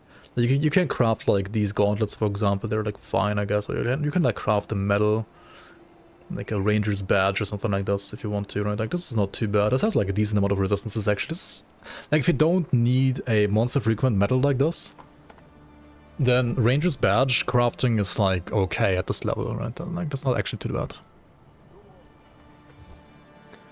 Yellow crafts, yeah, and then exactly, like yellow crafts can not only have 2 affixes, but they also can roll with double rare affixes, exactly.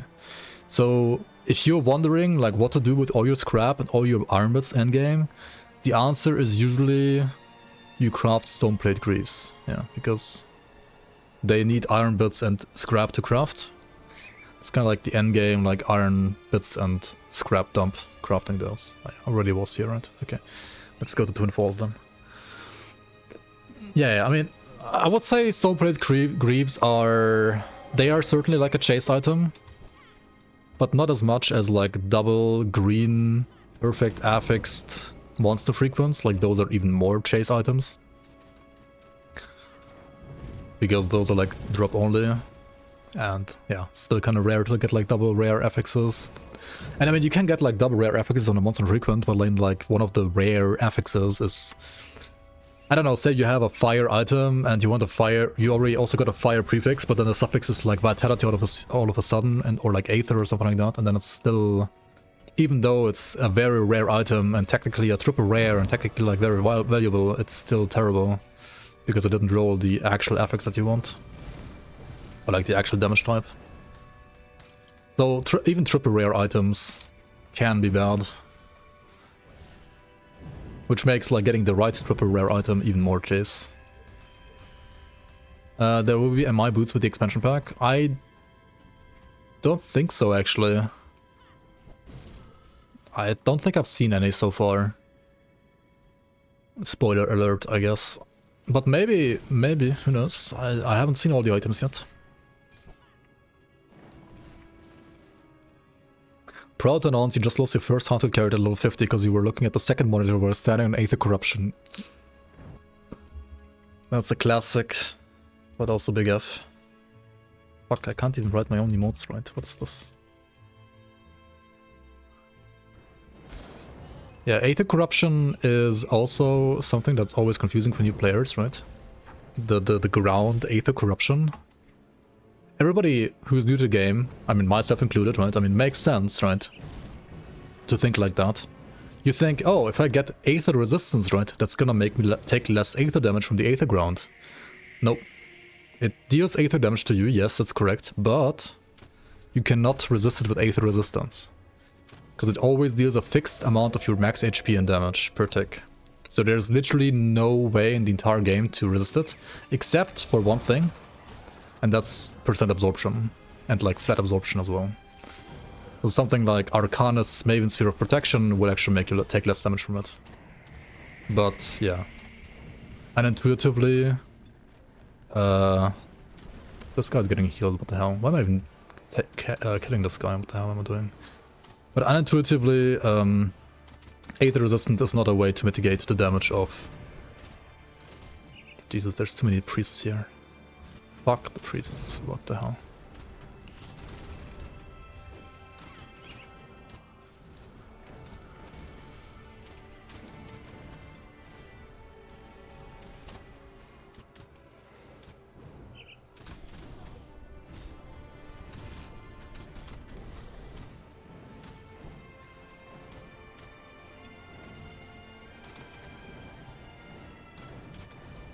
Alright, stage 2. This guy can actually be kind of rippy, right? I mean, it's like a side area, and side areas are like usually more rippy.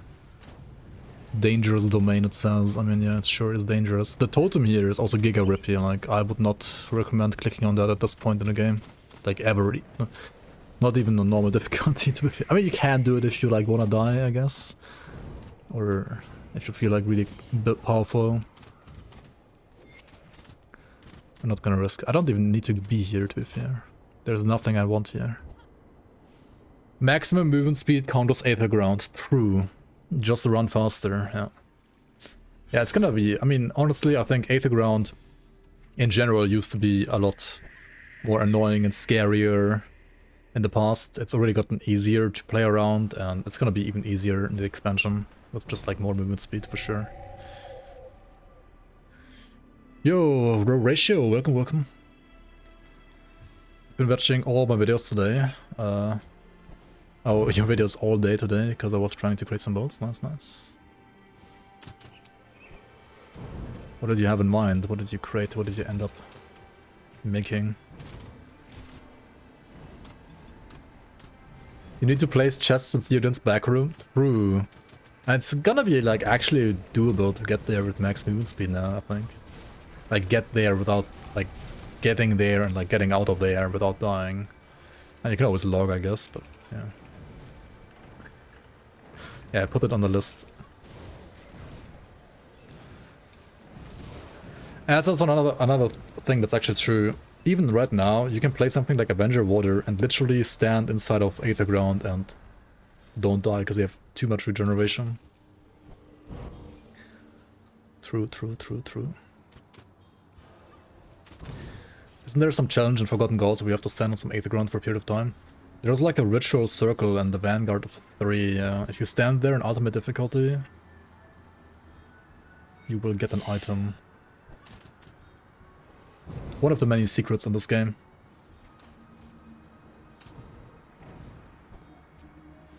Does Poison Ground work similar?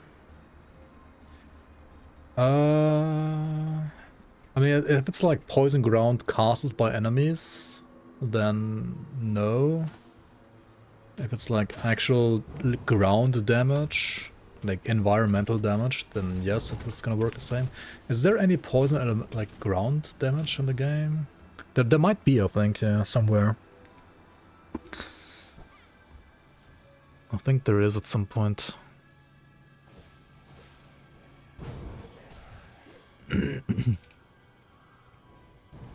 Do I think Fangs of Astakarn is soon? I think Last Epoch Season 2 is before Fangs of Astakarn 100%. And that is on April 2nd.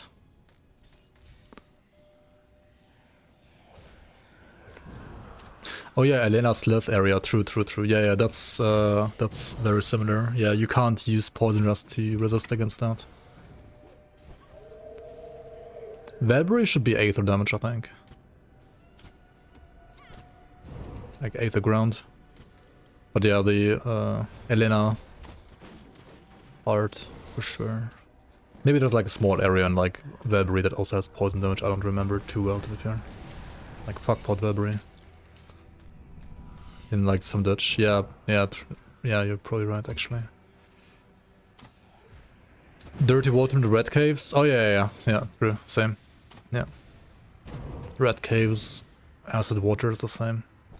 Also can't resist that. Let's leave a portal here. Gotta make like this a bit quicker. Lava and the Forgotten Gods. Yeah, that's the same, just like with fire damage. Like it's gonna be like % max HP. Your character in fire damage, even though you can't resist it with fire resistance. Yeah.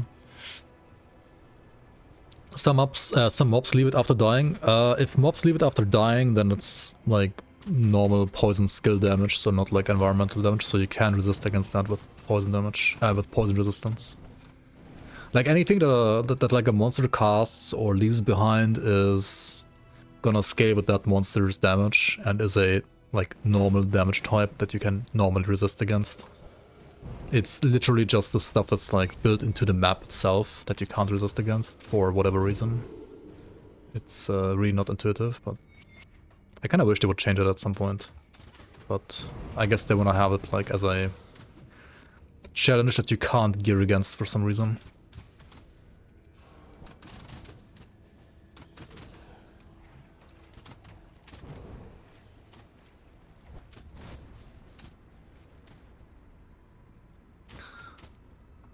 I can't wait that long. Recommend you start a ranged build. I think they buffed Purifier in this patch, actually, quite a bit. Fire Strike got buffed. I mean, you can also play... You can always play like ranged Primus Strike. Like 2-handed ranged Primus Strike is a ranged build too, right? Technically. Fire Strike Purifier is really good as patch. Like, I don't know about like really good yet, but certainly better than before. You can play Rutnik, like dual Rutnik Aether Pistols. You can play that on like different builds actually. I think the best are Oppressor and Paladin. And then you can also play physical guns on Paladin, like with Sand Spitters. Yeah. It's kind of ironic how Paladin of all the classes is like one of the literal best gun classes in the game. The name really like doesn't suggest that in my opinion, but that's how it is. Okay, we're gonna put like points. Put points in artifact handling and one in the bar. It's so stupid. Yeah, I don't know why that class is like called Paladin. I mean, actually, it makes sense when you like think about the classes themselves. But it's just kind of like a weird coincidence that those classes also happen to have like really good gear synergy or like range synergy in general. What Crate is like, how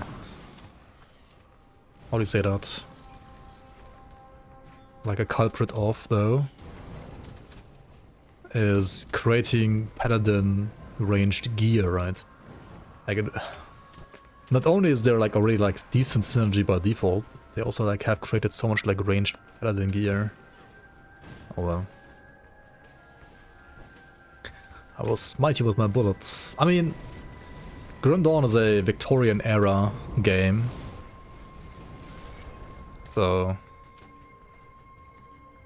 I guess the Spanish Inquisition or whatever paladins were left at that point did use guns.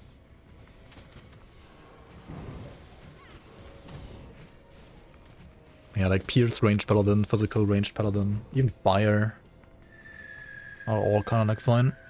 You would prefer guns over caster, you're gonna try to find something new on YouTube? Sure. Yeah, I mean, like as I said, like those are usually fine. The classes we just mentioned, like Paladin, Purifier. Honestly, like Paladin and Purifier are probably like the most flexible gun classes. I would argue that Paladin is actually the most flexible out of all of them, but Purifier is like really good for fire damage.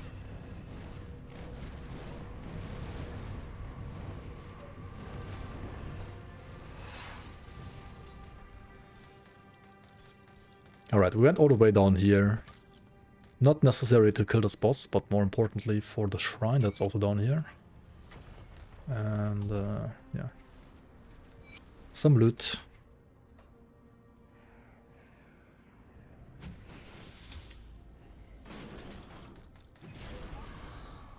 Okay. Gotta sell some items. What's my favorite skill in the game?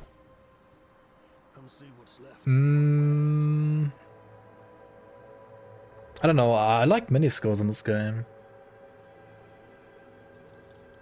I mean, I only made an emote for one of them though, I guess.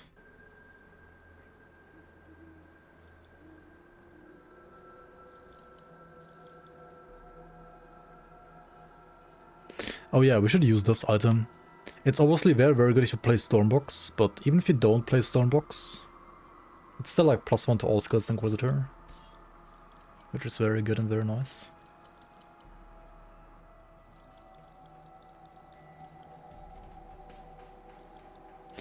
Don't get like baited by like some plus damage here and things like these. This is like plus damage to your fucking like default attack, but you're never using default attack. I mean, sure. Do I want to use this? I mean, it is more armor. Let's take some more armor, why not?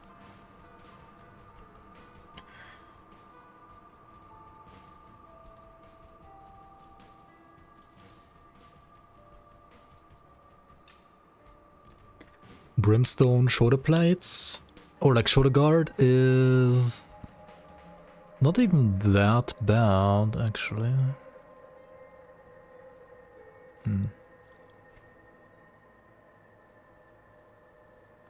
I think with all the gear that has like points to Stormbox...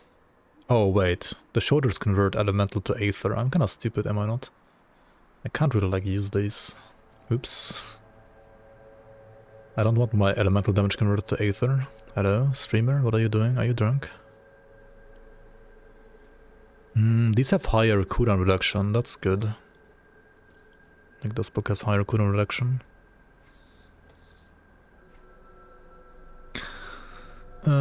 Chaos Res, sure. Better than nothing. Formidable. Formidable is pretty tanky.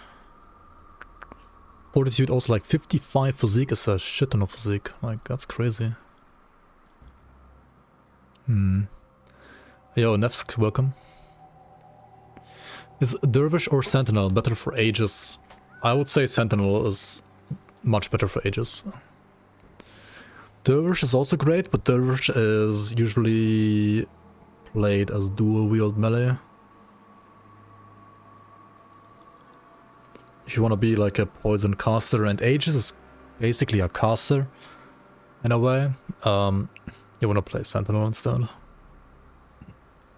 Okay, if you would like to play Rune of Kalastor instead of Rune of Kalastor, then Spectral Longsword is like for you. You can play this on like an Infiltrator, for example. I kind of would like to try that too, maybe, as a skill. I'm gonna try to keep, like, hang on to my Final March boots as long as possible, to be fair, because they do have like +2 to Rune of Kalastor. Do I want to use these? No, it's fine. Okay, or actually, maybe I do.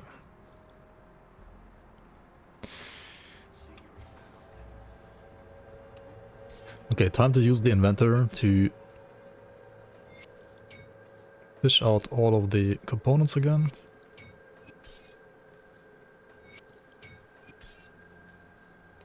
Luckily, this is pretty cheap to do most of the time. Also, we can put a... Wait, how the fuck did I get a sanctified bone, huh? Is that like a quest reward you can get? I do the best I can with what I've got. Did I still not get a fur? Are you... How? Let's make one here. So sanctified bone gives you vitality and chaos rest, but like usually you can't crop it at this point. You need to like get a blueprint and like get it later. I think I got it from like some quest, but I didn't know whatever quest gave me this actually can give you this. I wonder which quest this is.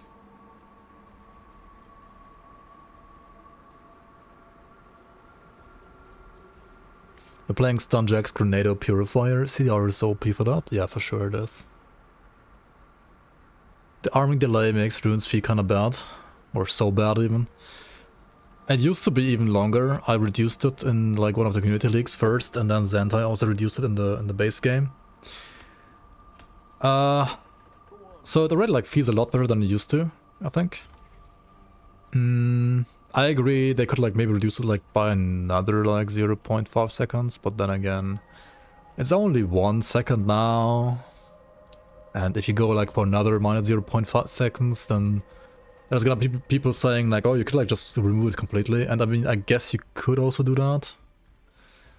But that's kind of not what Crate wants with the runes, so... And I can also somewhat understand it, because at that point it will feel like even more just like any other skill. So I think the 1 second rune like armoring time is fine as it is.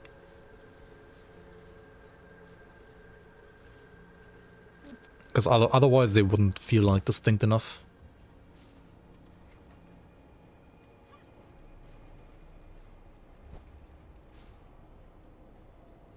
And to be fair, if you like properly play them, like if you properly like gear for them, they are still good.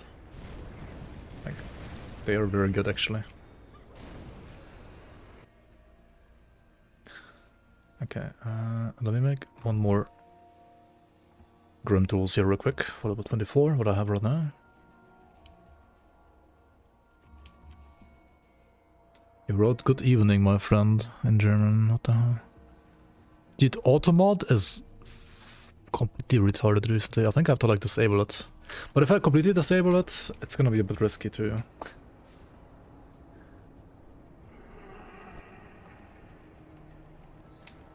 I don't know what's wrong with automod recently, like it's just...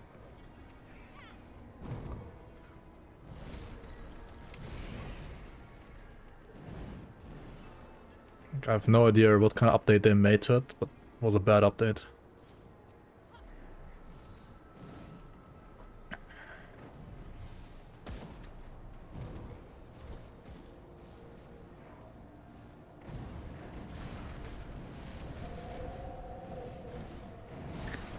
I actually have more light radius because of the torch as well. Right, if you use the torch, like Red, look at this, right? This is normal light. This is torch light.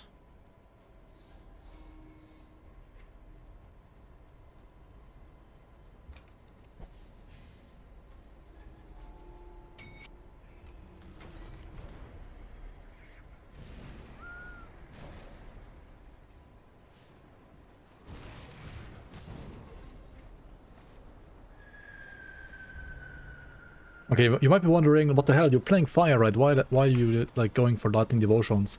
Well, I'm playing like actually like physical, lightning fire hybrid right now. And because of how the itemization for this rune kind of works, I'm gonna be full lightning probably before being full fire, so... And also, I don't know, I think like lightning actually has like slightly better itemization, at least for like a fresh start. You can play both though. I think fire is very good too. Fire and lightning are both very good. I might like, yeah, do another run with fire instead of lightning. I mean, up until this point it would basically look the same though. It's... So maybe it's like not really like worth doing another run. I could just instead like switch devotions and like see how it feels as fire instead of as lightning.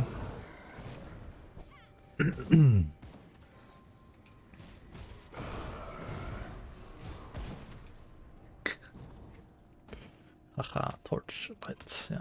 Oh yeah, 1 point in Stormbox actually, because we got some like cute damage to it, and execute damage to it from the amulet. So I think like having 1 point there is fine. We might as well have like 1 point in the tether too, because we also have like, yeah, +1 to all skills. So like getting 1 point is 2 points, and that's a decent amount of value. It's not gonna be like crazy damage or anything, but some additional like boss damage.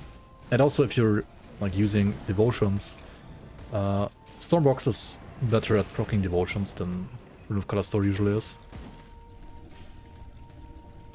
Like for example, once we play the Arcane Bomb here, the box is gonna be very, very nice for that.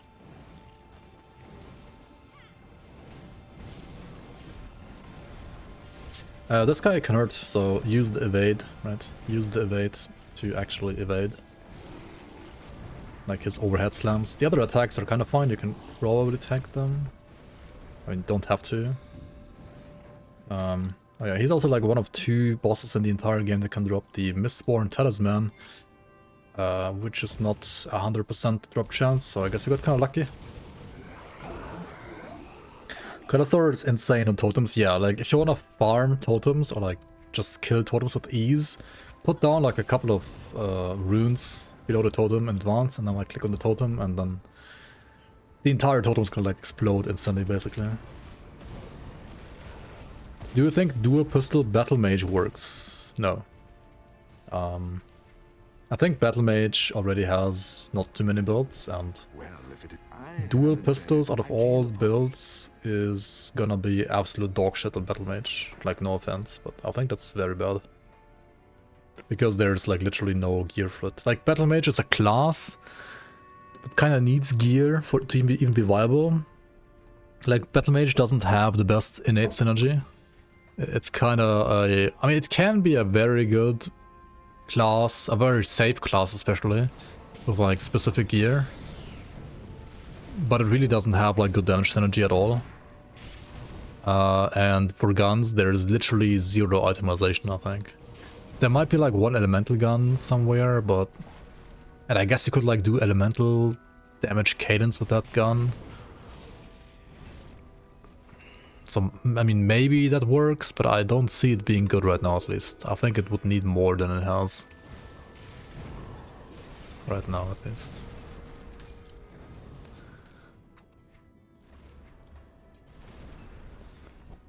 In general, much more sets and things of us the current is what I'm anticipating the most. I mean, there's gonna be at least 1 set, for sure, yeah. Do you use a mod for SSF? No. So what you can do, right, if you want to like basically start fresh all over again, right? It's a bit easier if you don't use cloud saves, right? You can switch between cloud saves, like Steam cloud saves and local saves by ticking or unticking the cloud saving here. And also in Steam, right? You have to untick them in both places. And then your like default save location is gonna be in Documents, My Games, Grim Dawn.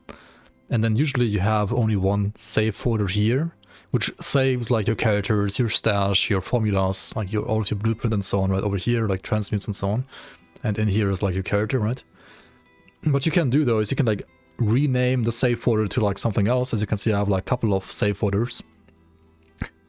And if you do that, then it still like saves the stuff in there, of course. It's just like a normal folder in your PC. But the game is gonna create a new save folder, and the new save folder has everything reset automatically, right? So what I can do now, if I want to like go from this character back to like another character, I just like rename this to like, I don't know, save underscore Rune Inquisitor, right? And then rename whatever folder I want to play on to have just save as the name, and then I'm playing on that folder instead. So each folder is like an account in a way, you could say, but this is like not an online game, so it's not an actual account. I also have a video on YouTube about like how to reset your save files, but I mean that's more or less what I'm explaining there as well. Maybe like a little bit more in detail. But I mean it's really like no magic, it's like literally just like renaming your folder. An official part of your game. I mean it's an official part of every like operating system that has folders. Alright.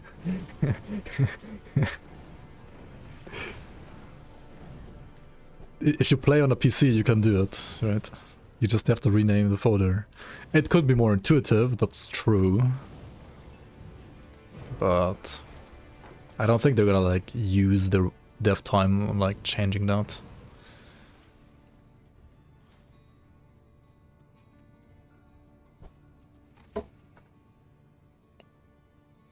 Loker is easy on all characters. I mean, Loker is easy on like all properly built characters, let's say it like that, yeah. Loker is like easy on all properly built starter characters as well.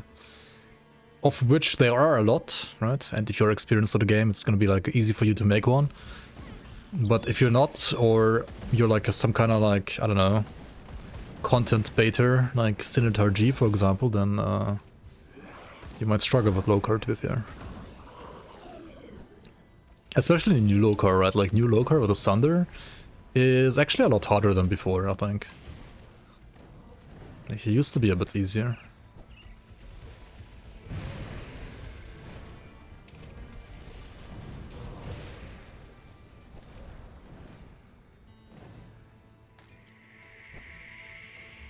You can't just say the S word, Sinitar G.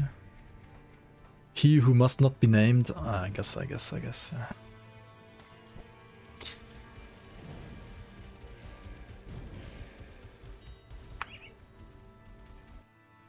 If you wanna like look for more builds that can definitely do that, I guess here's some inspiration for you. With the Death Knight you can face tank easily. Nice. Yeah, I mean once you get like properly decked out, then you can face tank him on like most properly decked out endgame characters, I would say. I would say the challenge is more in like making him doable on characters that don't have like all the gear in the game yet. Right? Do I know how many devs are like active on Grim Dawn? What did Xanta say the last time he was on stream here, when we were like showing the Berserker class for the first time?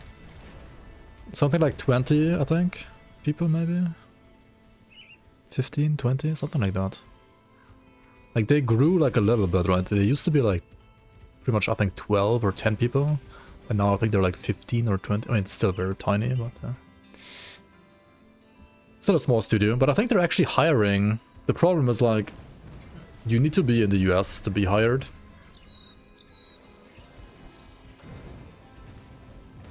Oh, I don't know if like all of them are actually like working on Grim Dawn right now though.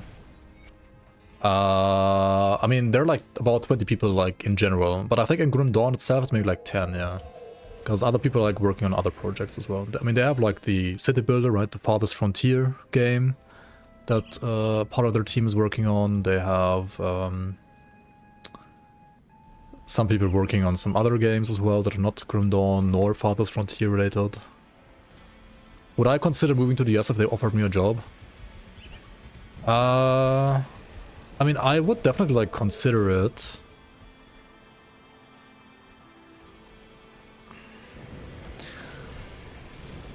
I don't know if I want to consider it right now with how the US is, but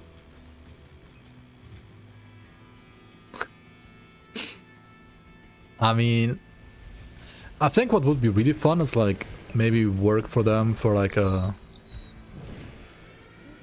just like with like a work visa, I guess, for a couple of maybe like half a year or something like that, or like a year maybe. I think it would be like really like a really nice experience. But I mean, I don't know if they want to like hire me for like just a year. That I mean, if I accept like less payment, I guess they would be fine with that, because they like know me and know I've been like doing a lot of good stuff for the game overall. I would say, I would dare to say. Do I need a visa to travel to the US as a German? I mean, no, I can stay there like 3 months visa free, right? Just like everywhere else, where it's like visa free. But yeah, I mean, 3 months is like not enough to like actually work there, right?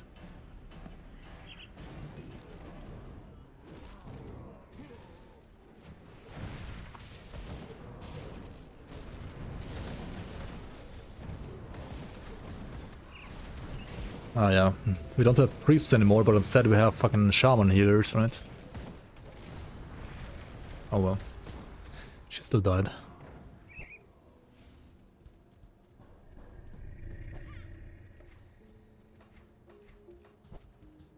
And also, I mean, if I move to the US now, right, I might get deported, right? Who knows? Maybe I'm an illegal alien. Who knows what the definition of that is gonna be like in a couple of weeks.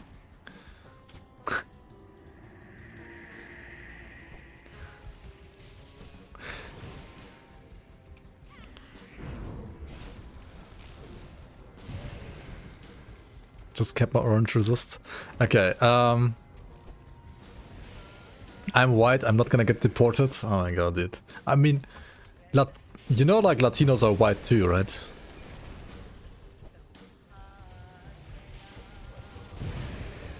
Basically. Like, I don't get the like US definitions of like, in quotation marks, like races anyway. Like it's a bit weird to me.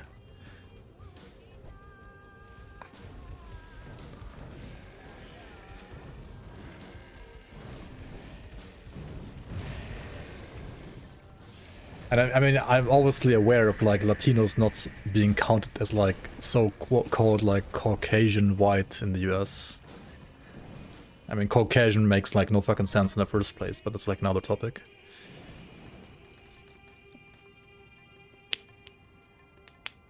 Anyway, if you're playing Grim Dawn, right, and if you're in the Shaded Basin, right, you wanna look for the cave that is not marked in the map first, so you get to Bloodbrother's cave first before getting to the Forgotten Depths where I'm right now. Because you want to kill Bloodbriar for a side quest before going to the depths here, where you, well, are gonna kill another boss for another side quest. Caucasian, yeah. And exactly, yeah. That's exactly what it means. At one point, Italians weren't considered whites. I mean, they are like the same as like Spanish, right? And Spanish are basically Latinos, so I mean, it makes sense, right? I guess in their like mind, maybe, I don't know.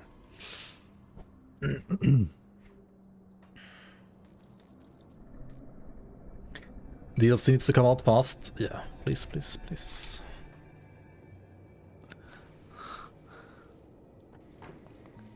Always thought Crate was in Germany. Actually, no, they're US based. They are from like the New England region mostly. But they have like people from all over the US now, I think, working on the game. They don't have an actual office, right? They have no office. They all work from home, 100% remote. Which, who knows, might be illegal too soon, who knows, right? Maybe they're all like working illegally, right? Nah, just kidding. I mean, no, that's not gonna be illegal, but at least not in IT, like, no way. But yeah, they are US based and working all from home, so you can pretty much like move wherever you want inside US. I think the main reason why it's like inside US only is because they don't want to like bother with like tax stuff. It gets a bit more complicated when it's like non-US stuff. Yeah, and I don't know. And when you have to like pay another like 50% tariffs on like the salary of some employee, right, then it might also be a bit more complicated, right? And that's not how it works, I know, I'm just joking, but who knows, right? Who knows? Anyway, yeah. Any illegal aliens in chat? Any legal aliens in chat? Okay, yeah, I'm a pretty, I mean, if I go to the US, then definitely as a legal alien, that's for sure. Everything else is certainly not worth it. Dude, I know somebody, right? It was like a girl, like a friend of mine, like many years ago, like 10-ish years ago. She wanted to go to like some, basically like some, what was it, like some, what is that even called in English? Like some like horse farm, or like some farm in general where they also have like horses and you can like do riding lessons, or like you can be like like a horse teacher, like a ride teacher. I don't know how to say that in English, I have no idea. I don't really like do that kind of stuff, so I have no idea how it works, but she wanted to like go there, right? It was like some farm in Texas, I think. And she was arriving there, right? And I mean, she's German, she's even white, right? But like there was like, I mean, she had like all the papers, obviously, as well. She prepared. But there was like something that she was like missing, or what like the border control said she was missing. Ranch, yeah, ranch is more accurate, I guess, yeah, for sure. And they literally, yeah, they didn't let her into the country, and she had to fly back. Like, she was literally deported, like, on day one, right? I don't know, it was kind of crazy. And I mean, all the money for the flight and everything was, like, just for nothing, right? GG. That was kind of weird. No ram ranch, yeah, it was a horse ranch. No ram ranch, no rams allowed. Am I still a student? On paper, I still am a student, yeah. I mean, I do actually also still study a bit more seriously now than like the last couple of years, I guess. Sealing your build? Yeah, you totally did like a patent. A patent. You totally paid for the patent, right? Haha. I mean, what else do you play with Kalastor? You can do Fire Kalastor too, right? I mean, that's pretty decent too, I think. Actually, they buffed the 200 gun. Gave it some CDR. So Fire Kalastor for leveling should be good too. I kind of want to try both. Lightning and fire, but yeah, we're going for lightning for now. Because it's definitely like a thing you can do. What else do you go for? I mean, for healing you could go for like Behemoth.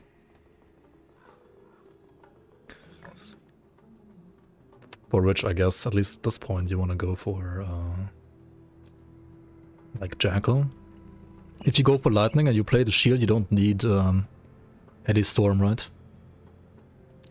Pierce Kalastor is goated. Wait, how do you play Pierce Kalastor though? Like, with fresh stuff.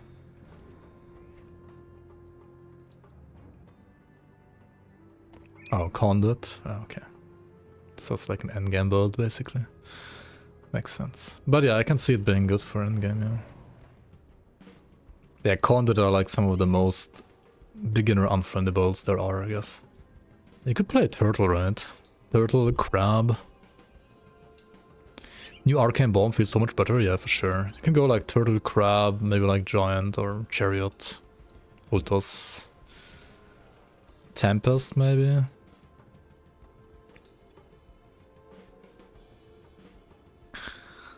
I should like look at the make a proper devotion page.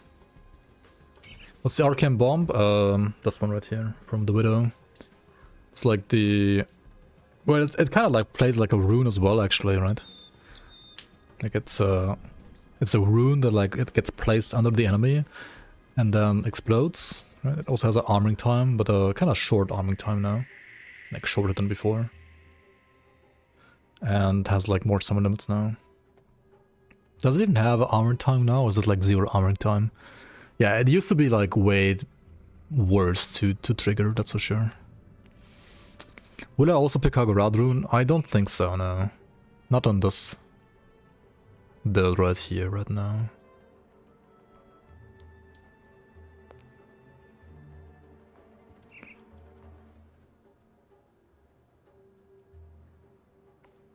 Okay,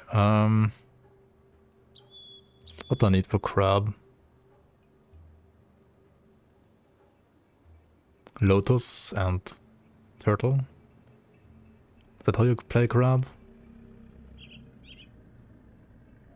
And then purples too. Like, what do you do for yellows? You could do lion, I guess, at this point. Or even crane for resistances early game. Didn't even see Grenoble got a new update. Yeah, there's like patch 1.2.1.4 out right now. Since like late December, I think. The Rune of Kalastor 200 monster frequent is the pinnacle of what you hate about range builds in this game. I mean, it's just a caster, right? Like some guns in this game are basically staves, right? They're not really actually ranged builds. Like they're not actual gun builds. They just pretend to be a gun, but are actually like a staff or like a wand. Like 100 caster pistols are basically wands, and 200 caster pistols are basically like guns are basically staves, right? It's a double-barreled staff, yeah, exactly. It's a Victorian era staff.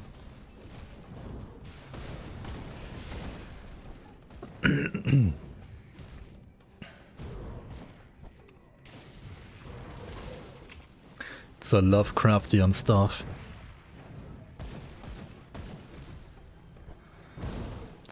You need a 200 for the word of renewal modifier. And you don't, I mean, yeah, you don't need the modifier, but...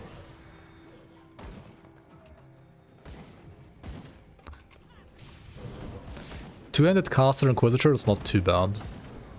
Like, it's totally fine. For certain... I mean, yeah, Crate is an American company, right, so... Of course, the wands are guns, right?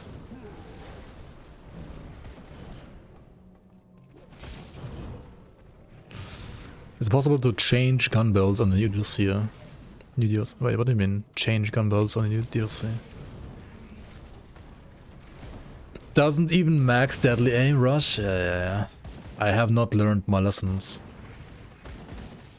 I haven't learned my lessons from Scimitar G.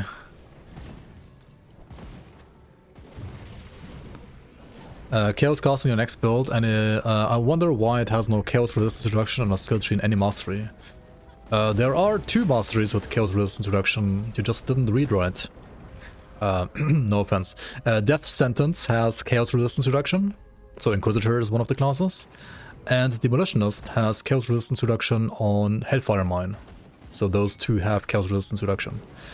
Those 2 classes don't necessarily have like great chaos damage skills though, so you kind of want to like play Occultist probably for like a chaos dealing caster, and then as a secondary pick either Inquisitor or Demolitionist, right? So the like natural chaos casters in this game would be Occultist Inquisitor or Occultist Demolitionist usually, right? And actually on top of that, monsters do have like slightly less chaos and aether resistance on average. That's also true actually. So it is somewhat also balanced around that, yeah.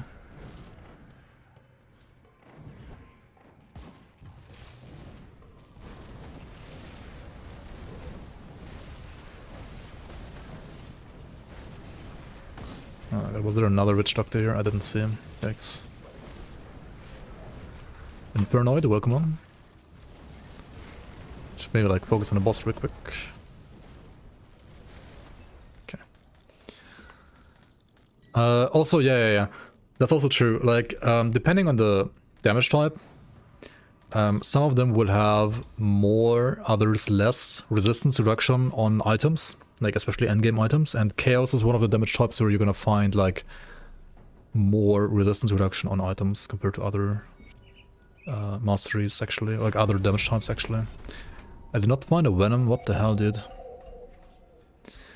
Okay, let's like kill some Manticores real quick.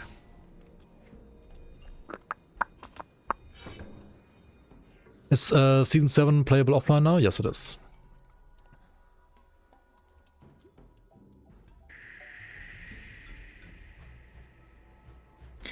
There's also a component, that's true, Arsenic, that's a good point. There's the... I don't have it yet, I think. It's like a rare component you will have to find at some point. Symbol of Solide, I think it's called. Yeah, gives you like a debuff skill that also reduces enemy chaos resistance. So that's pretty nice. Especially like helps you like... I mean, on some caster builds you can even use it in the end game. But I think mostly it's there to bridge the gap between you not having the chaos resistance reduction rings yet. Yeah.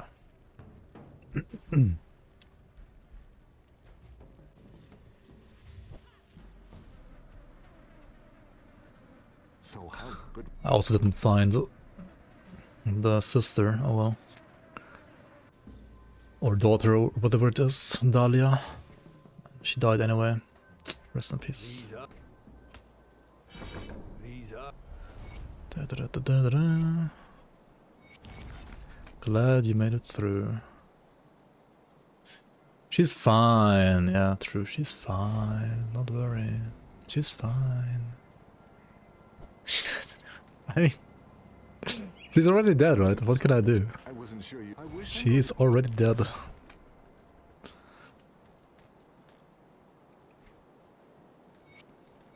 Already dead. I'll skip the pleasant. The Legion is split. There's literally no way to save her. As like depressing as that sounds. Most caring brother ever, yeah. I actually don't have any siblings, but you probably could already tell, right? I guess you could tell. I don't have any siblings. Twitch chat is my brothers and sisters.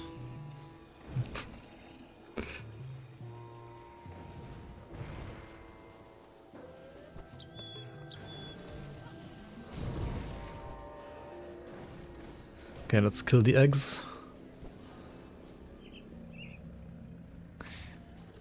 Chaos is kinda... Yeah, true. Chaos is not meant to be like easy to build, basically, right?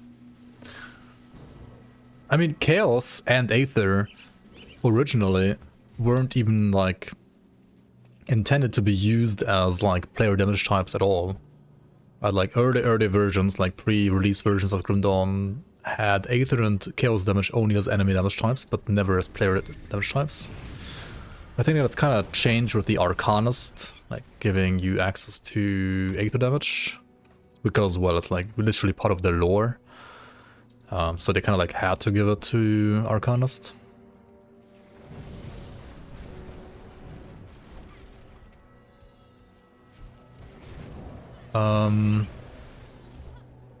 And I think especially with the Berserker class now and Pangs of Astakarn, they are moving towards like Berserkers being the source of chaos damage.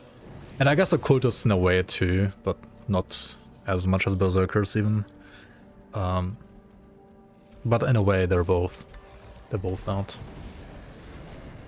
I mean, Occultist is kind of like mostly Witch God stuff, but also... yeah, they kind of gave like Solal chaos damage. I think Solal initially would have been like a fire vitality entity. Like a fire vitality themed entity. Rather than... Give me one sec, guys. I'll be right back.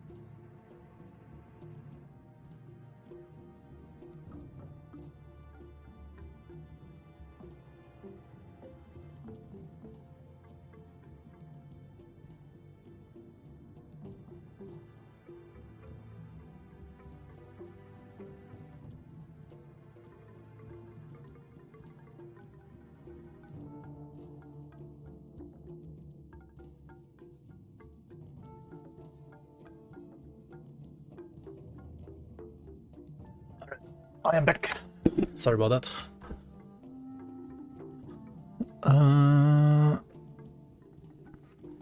Okay, what do we have here?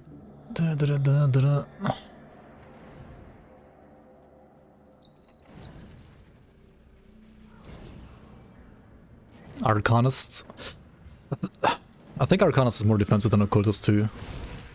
Like, Arcanist does have the least amount of HP of all classes, but it does have Maven Sphere protection, and it does have like Mirror of Hierarchies as well on top. Occultist has a Possession, but Possession is like an exclusive, right? Possession gives you Absorption, like percent Absorption. Maven Sphere gives you percent Absorption too. It does give you more percent Absorption though. Can AoE freeze? I mean, it can AoE freeze, but I would not count that as a like actual defensive tool because it's not working against, like, it works against trash, yeah, but not against like anything where it matters that much. I mean, like, you can still use it as a support skill though, yeah, for like crowd freeze, even in SR, I guess, if you like walk into like big groups of like heroes and stuff like that, sure. It's just bad against bosses. It does have a place in the game, I think, still, actually, OFF. Especially in content where, well, bosses aren't as important and, well, elites are more important. Nullification is really, really strong. I think Nullification is the strongest skill in the entire Arcana tree, actually. And Nullification is mostly good defensively. Rarely offensively.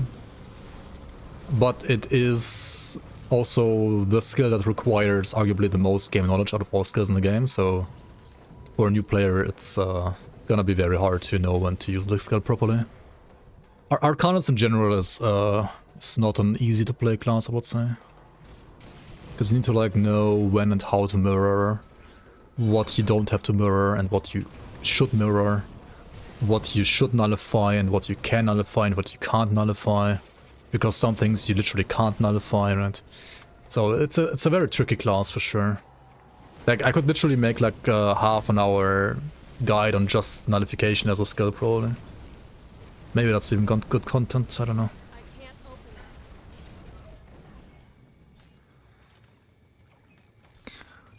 Anybody know where the patch notes are for 1.2.1.5? I have no idea now. I didn't even know there's a patch, to be fair. I mean, it's only like a playtest, but yeah. Apparently there's some playtests. I mean, I think Xanta is gonna post them, like the patch notes eventually, but they're not there yet. So, I don't know. Nullify sucks until it gets a damage buff. Yeah, exactly. Yo, Emerson, welcome.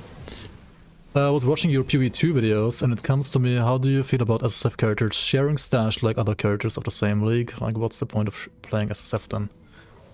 SSF exists because of trade, right?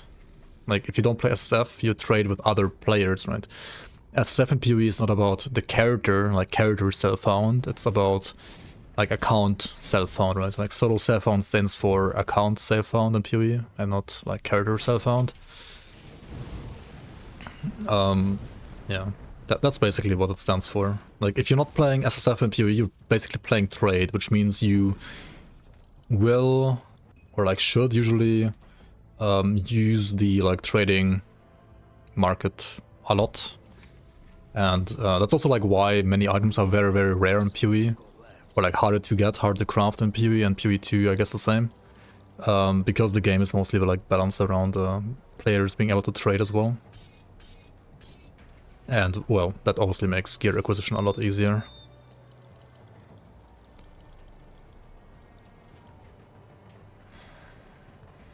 Oh yeah, what about this item, by the way? This is, it's more Chaos Rust, it's a bit less damage, but it's also more HP, and the Ignafar skill, I mean, it's a cool skill, you can play it if you want, but it requires you to stand still. And, I mean, that's not necessarily a problem.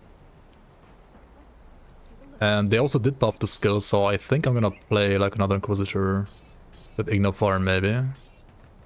But not right now. So we're not gonna like use it. Actually following the Mage Hunter with Alagat's gear right now. If it's not a bother, you have any tips for early leveling? I mean, it's an Aether build, or like Aether Lightning hybrid build.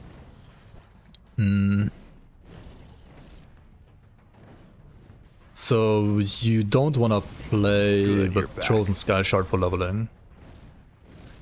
You rather want to play with... I mean, you can play with Chosen Sky Shard for leveling if you really want to, and then like respec your devotions into Aether later and play with like Lightning or Lightning Co devotions early. Yo, Overcautious Gamer, thanks so much for Prime. Welcome back. 41 months already. Appreciate the support. Welcome. But you could also like play with an Aether skill instead, or like Aether Lightning skill instead, and level with Aether Lightning devotions right away. Then you could play, for example, well, you could play Aether Ray, you could play Penetis, honestly, as well. Penetis is pretty good for now for leveling. You could also do as a support skill. I think, like, I would probably right now play Stormbox for, like, some single target support and play Peneti. Like, Penetis, Stormbox, maybe. Or just Aether Ray, yeah. But I mean, level 1 I would play Peneti now. I guess you can also play Calidar's Tempest, but I don't think Calidar's Tempest has... I mean, Calidar's Tempest has like very nice like fire gear earlier. Lightning gear, I don't know. In the leagues it has good lightning gear too, but in the base game I don't think it has good like lightning gear. You could also do Word of Pain for AoE and like Stormbox or single target. I actually think Penalty is better than Word of Pain right now, though. So I'd play Penalty. And then maybe like add Box on top a bit later.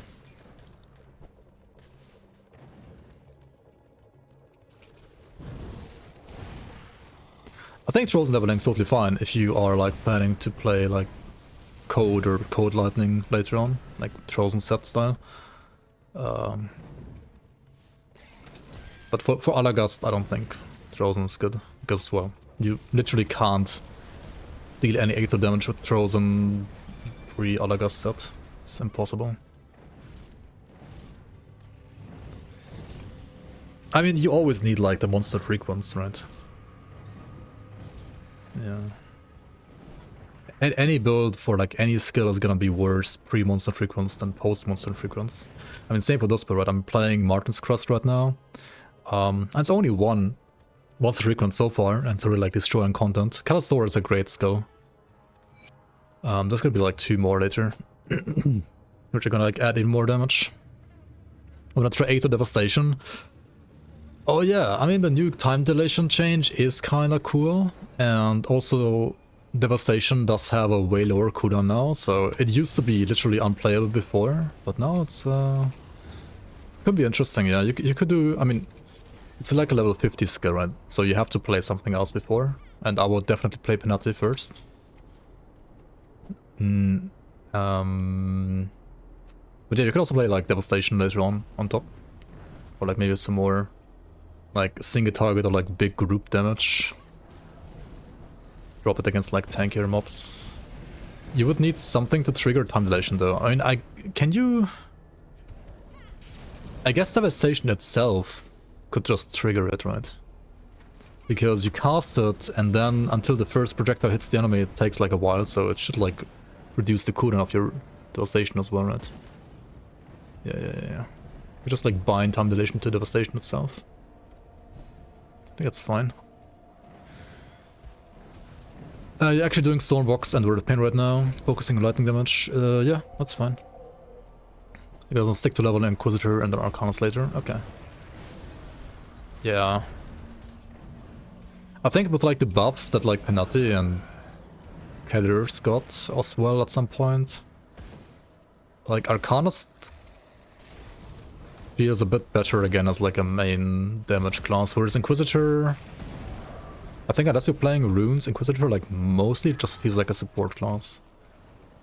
But then again, they did buff like Word of Pain and Box as well, and I do wanna do a run with that, a proper run with that. Especially Box, I think, has pretty good damage potential. More so now than in last patch. Diviner said either Aether or Vitality has a very nice place for Hourglass now with Devastation. Does that build actually need Hourglass, or does it have like permanent Devastation anyway? Maybe it doesn't, and then yeah, Hourglass is very good for that build, you're right.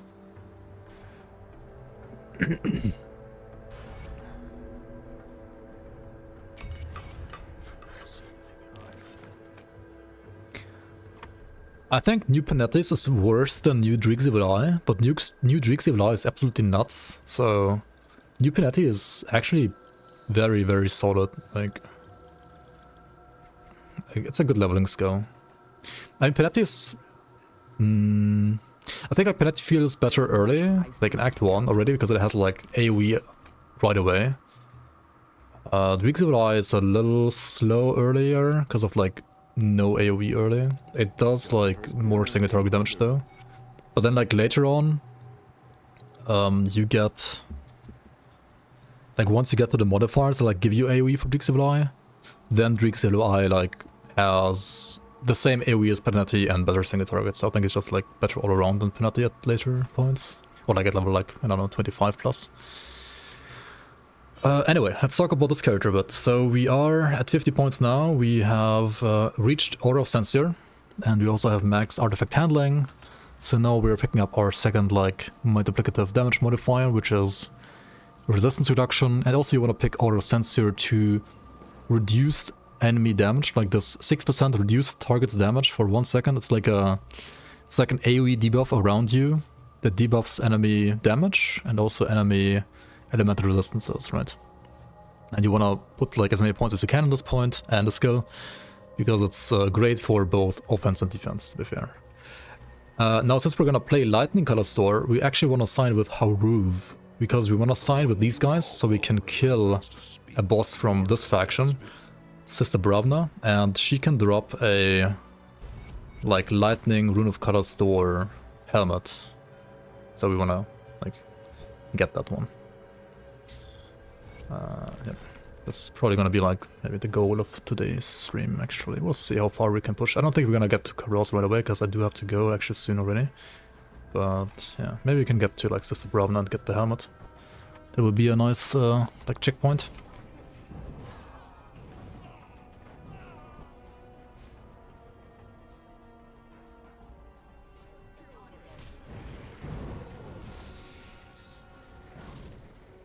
Yeah, I mean, there's a way to get the Sister Bravna helmet as well, even if you side with Kaimons, but it's gonna be way later into the game, right? You can like get it from the Shattered Realm, for example, like in literal end game, or also when you get to Ultimate, you can like change your decision once.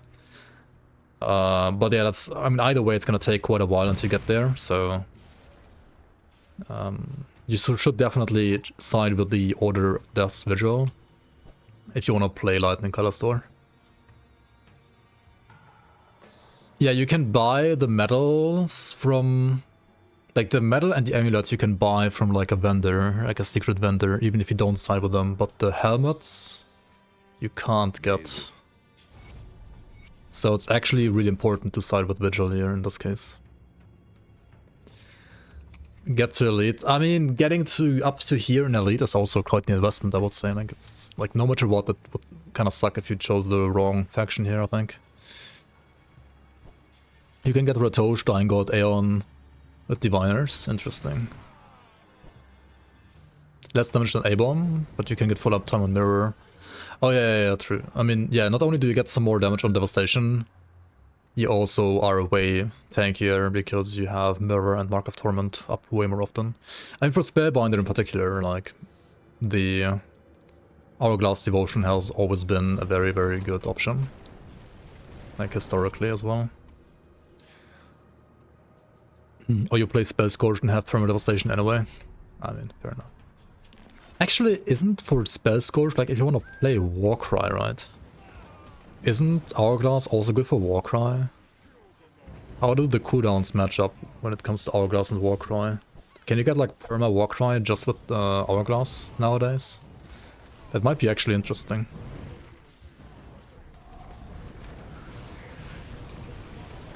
Oh yeah, right. Once you get to Blood Grove, right?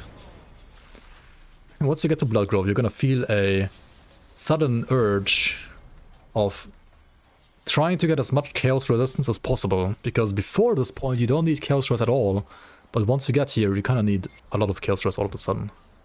So if you don't know how else to get chaos stress, you could always like craft 2 imbued silvers and get like 40% more chaos stress. Or in this case, in the case of Inquisitor, you could like try to put up to at least like 8 points in Sea Resolve. I think it's kind of worth it. Okay, now we have at least 72% chaos stress, that's a lot better. That should be fine. Blood Grove is brutal. There's especially like one boss in Blood Grove that you kind of want to kill as well. At least if you're sided with Kaimon's Chosen. It's like a quest for killing that boss. Bolvar in here, and yeah, he's kind of crazy. Warcry is 0.5 seconds less cooldown than Hourglass. But it needs to like line up with the cooldown of Hourglass when you reduce Warcry with Hourglass, right? So...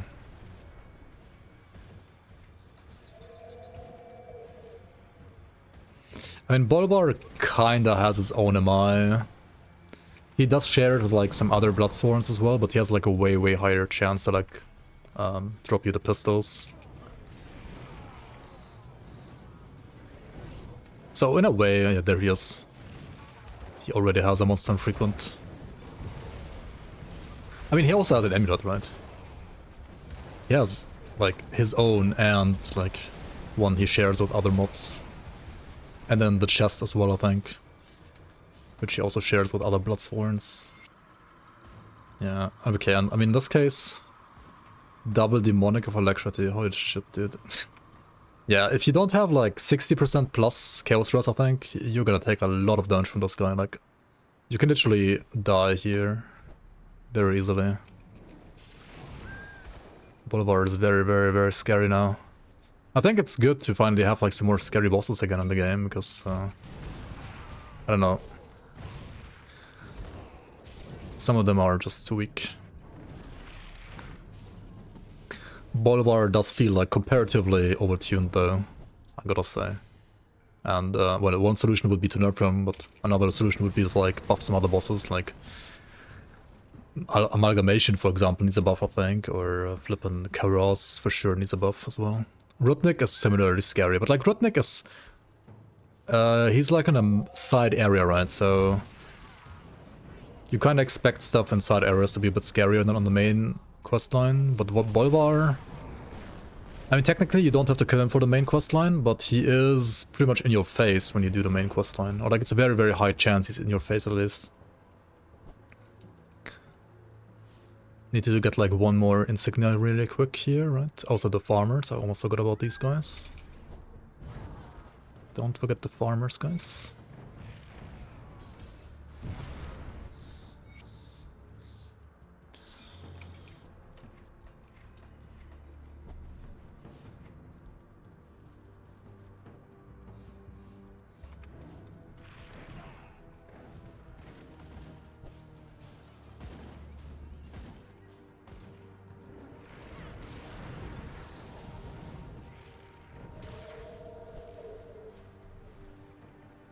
You could, like, rush here really fast and late. I mean...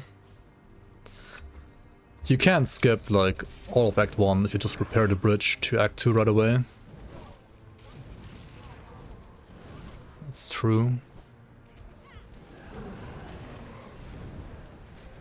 Okay, we're going over here to kill Sister Bravna.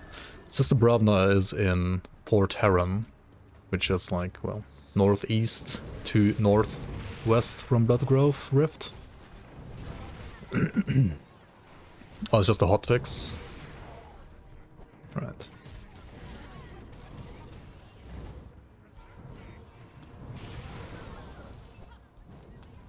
These guys have like some pretty hefty slows on them actually. Kinda annoying.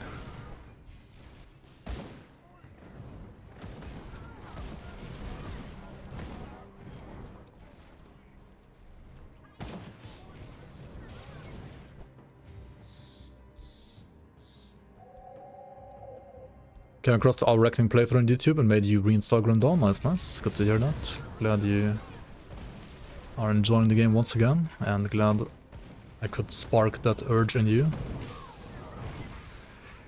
Haven't played in like 2 years and remember now why you played it so much. I mean, the game is good and the game is getting better, honestly, like every single patch, in my opinion at least. The game is getting more modernized with like the evade and so on and stuff.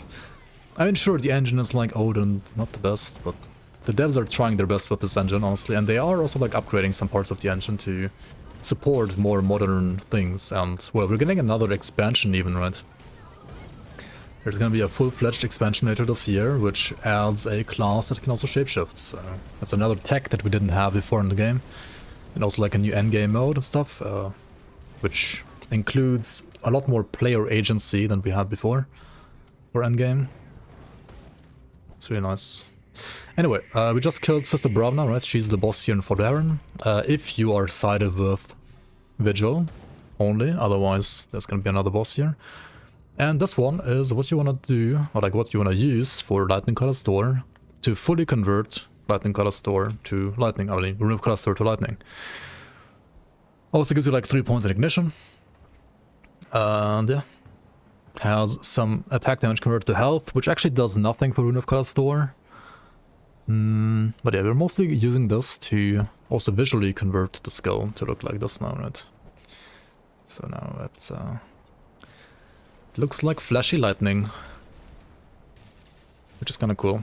That's kind of like why I love Grim Dawn as well. There's so many conversions. You can like make skills look different in so many ways, like visually too.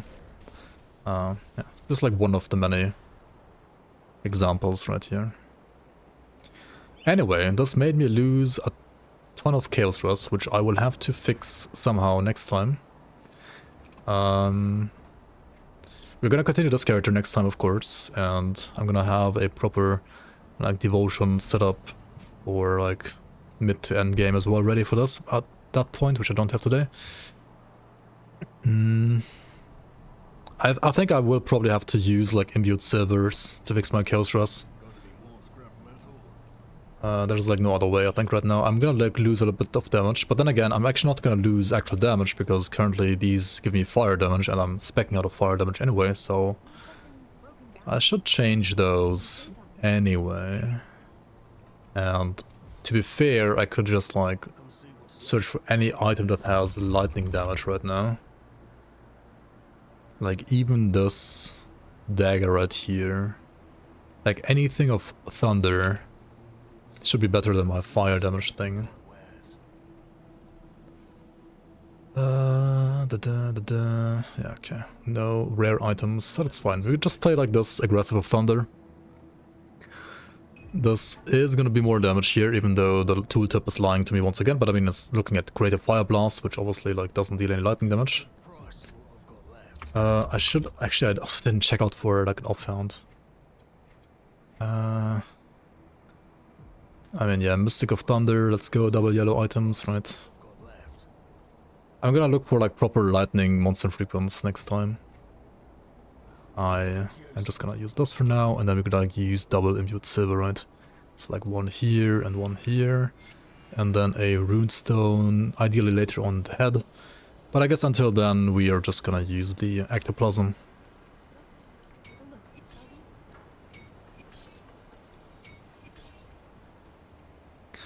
To get some more energy. Just started the Lightning Rune of Kalastor build. Is Rex stealing your ideas directly from your brain? Maybe. Maybe both you and me are stealing them from Crab Turtle, who also made a really good Lightning Rune of Kalastor build at some point.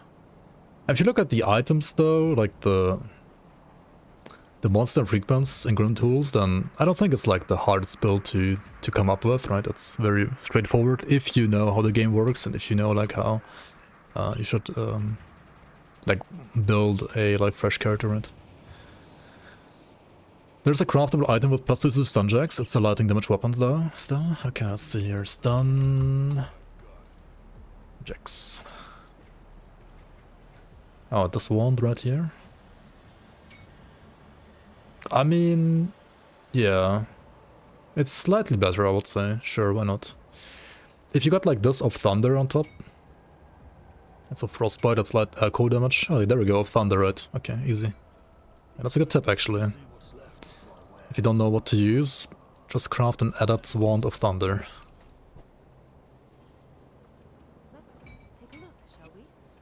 Could get Sister Crimson's Scepter, am I? Yeah, she's like over here though, very deep into Forgotten Gods. I mean, we can like try to get there next time we play this character. Anyway, right, I'm gonna make another Grim Tools link for you guys.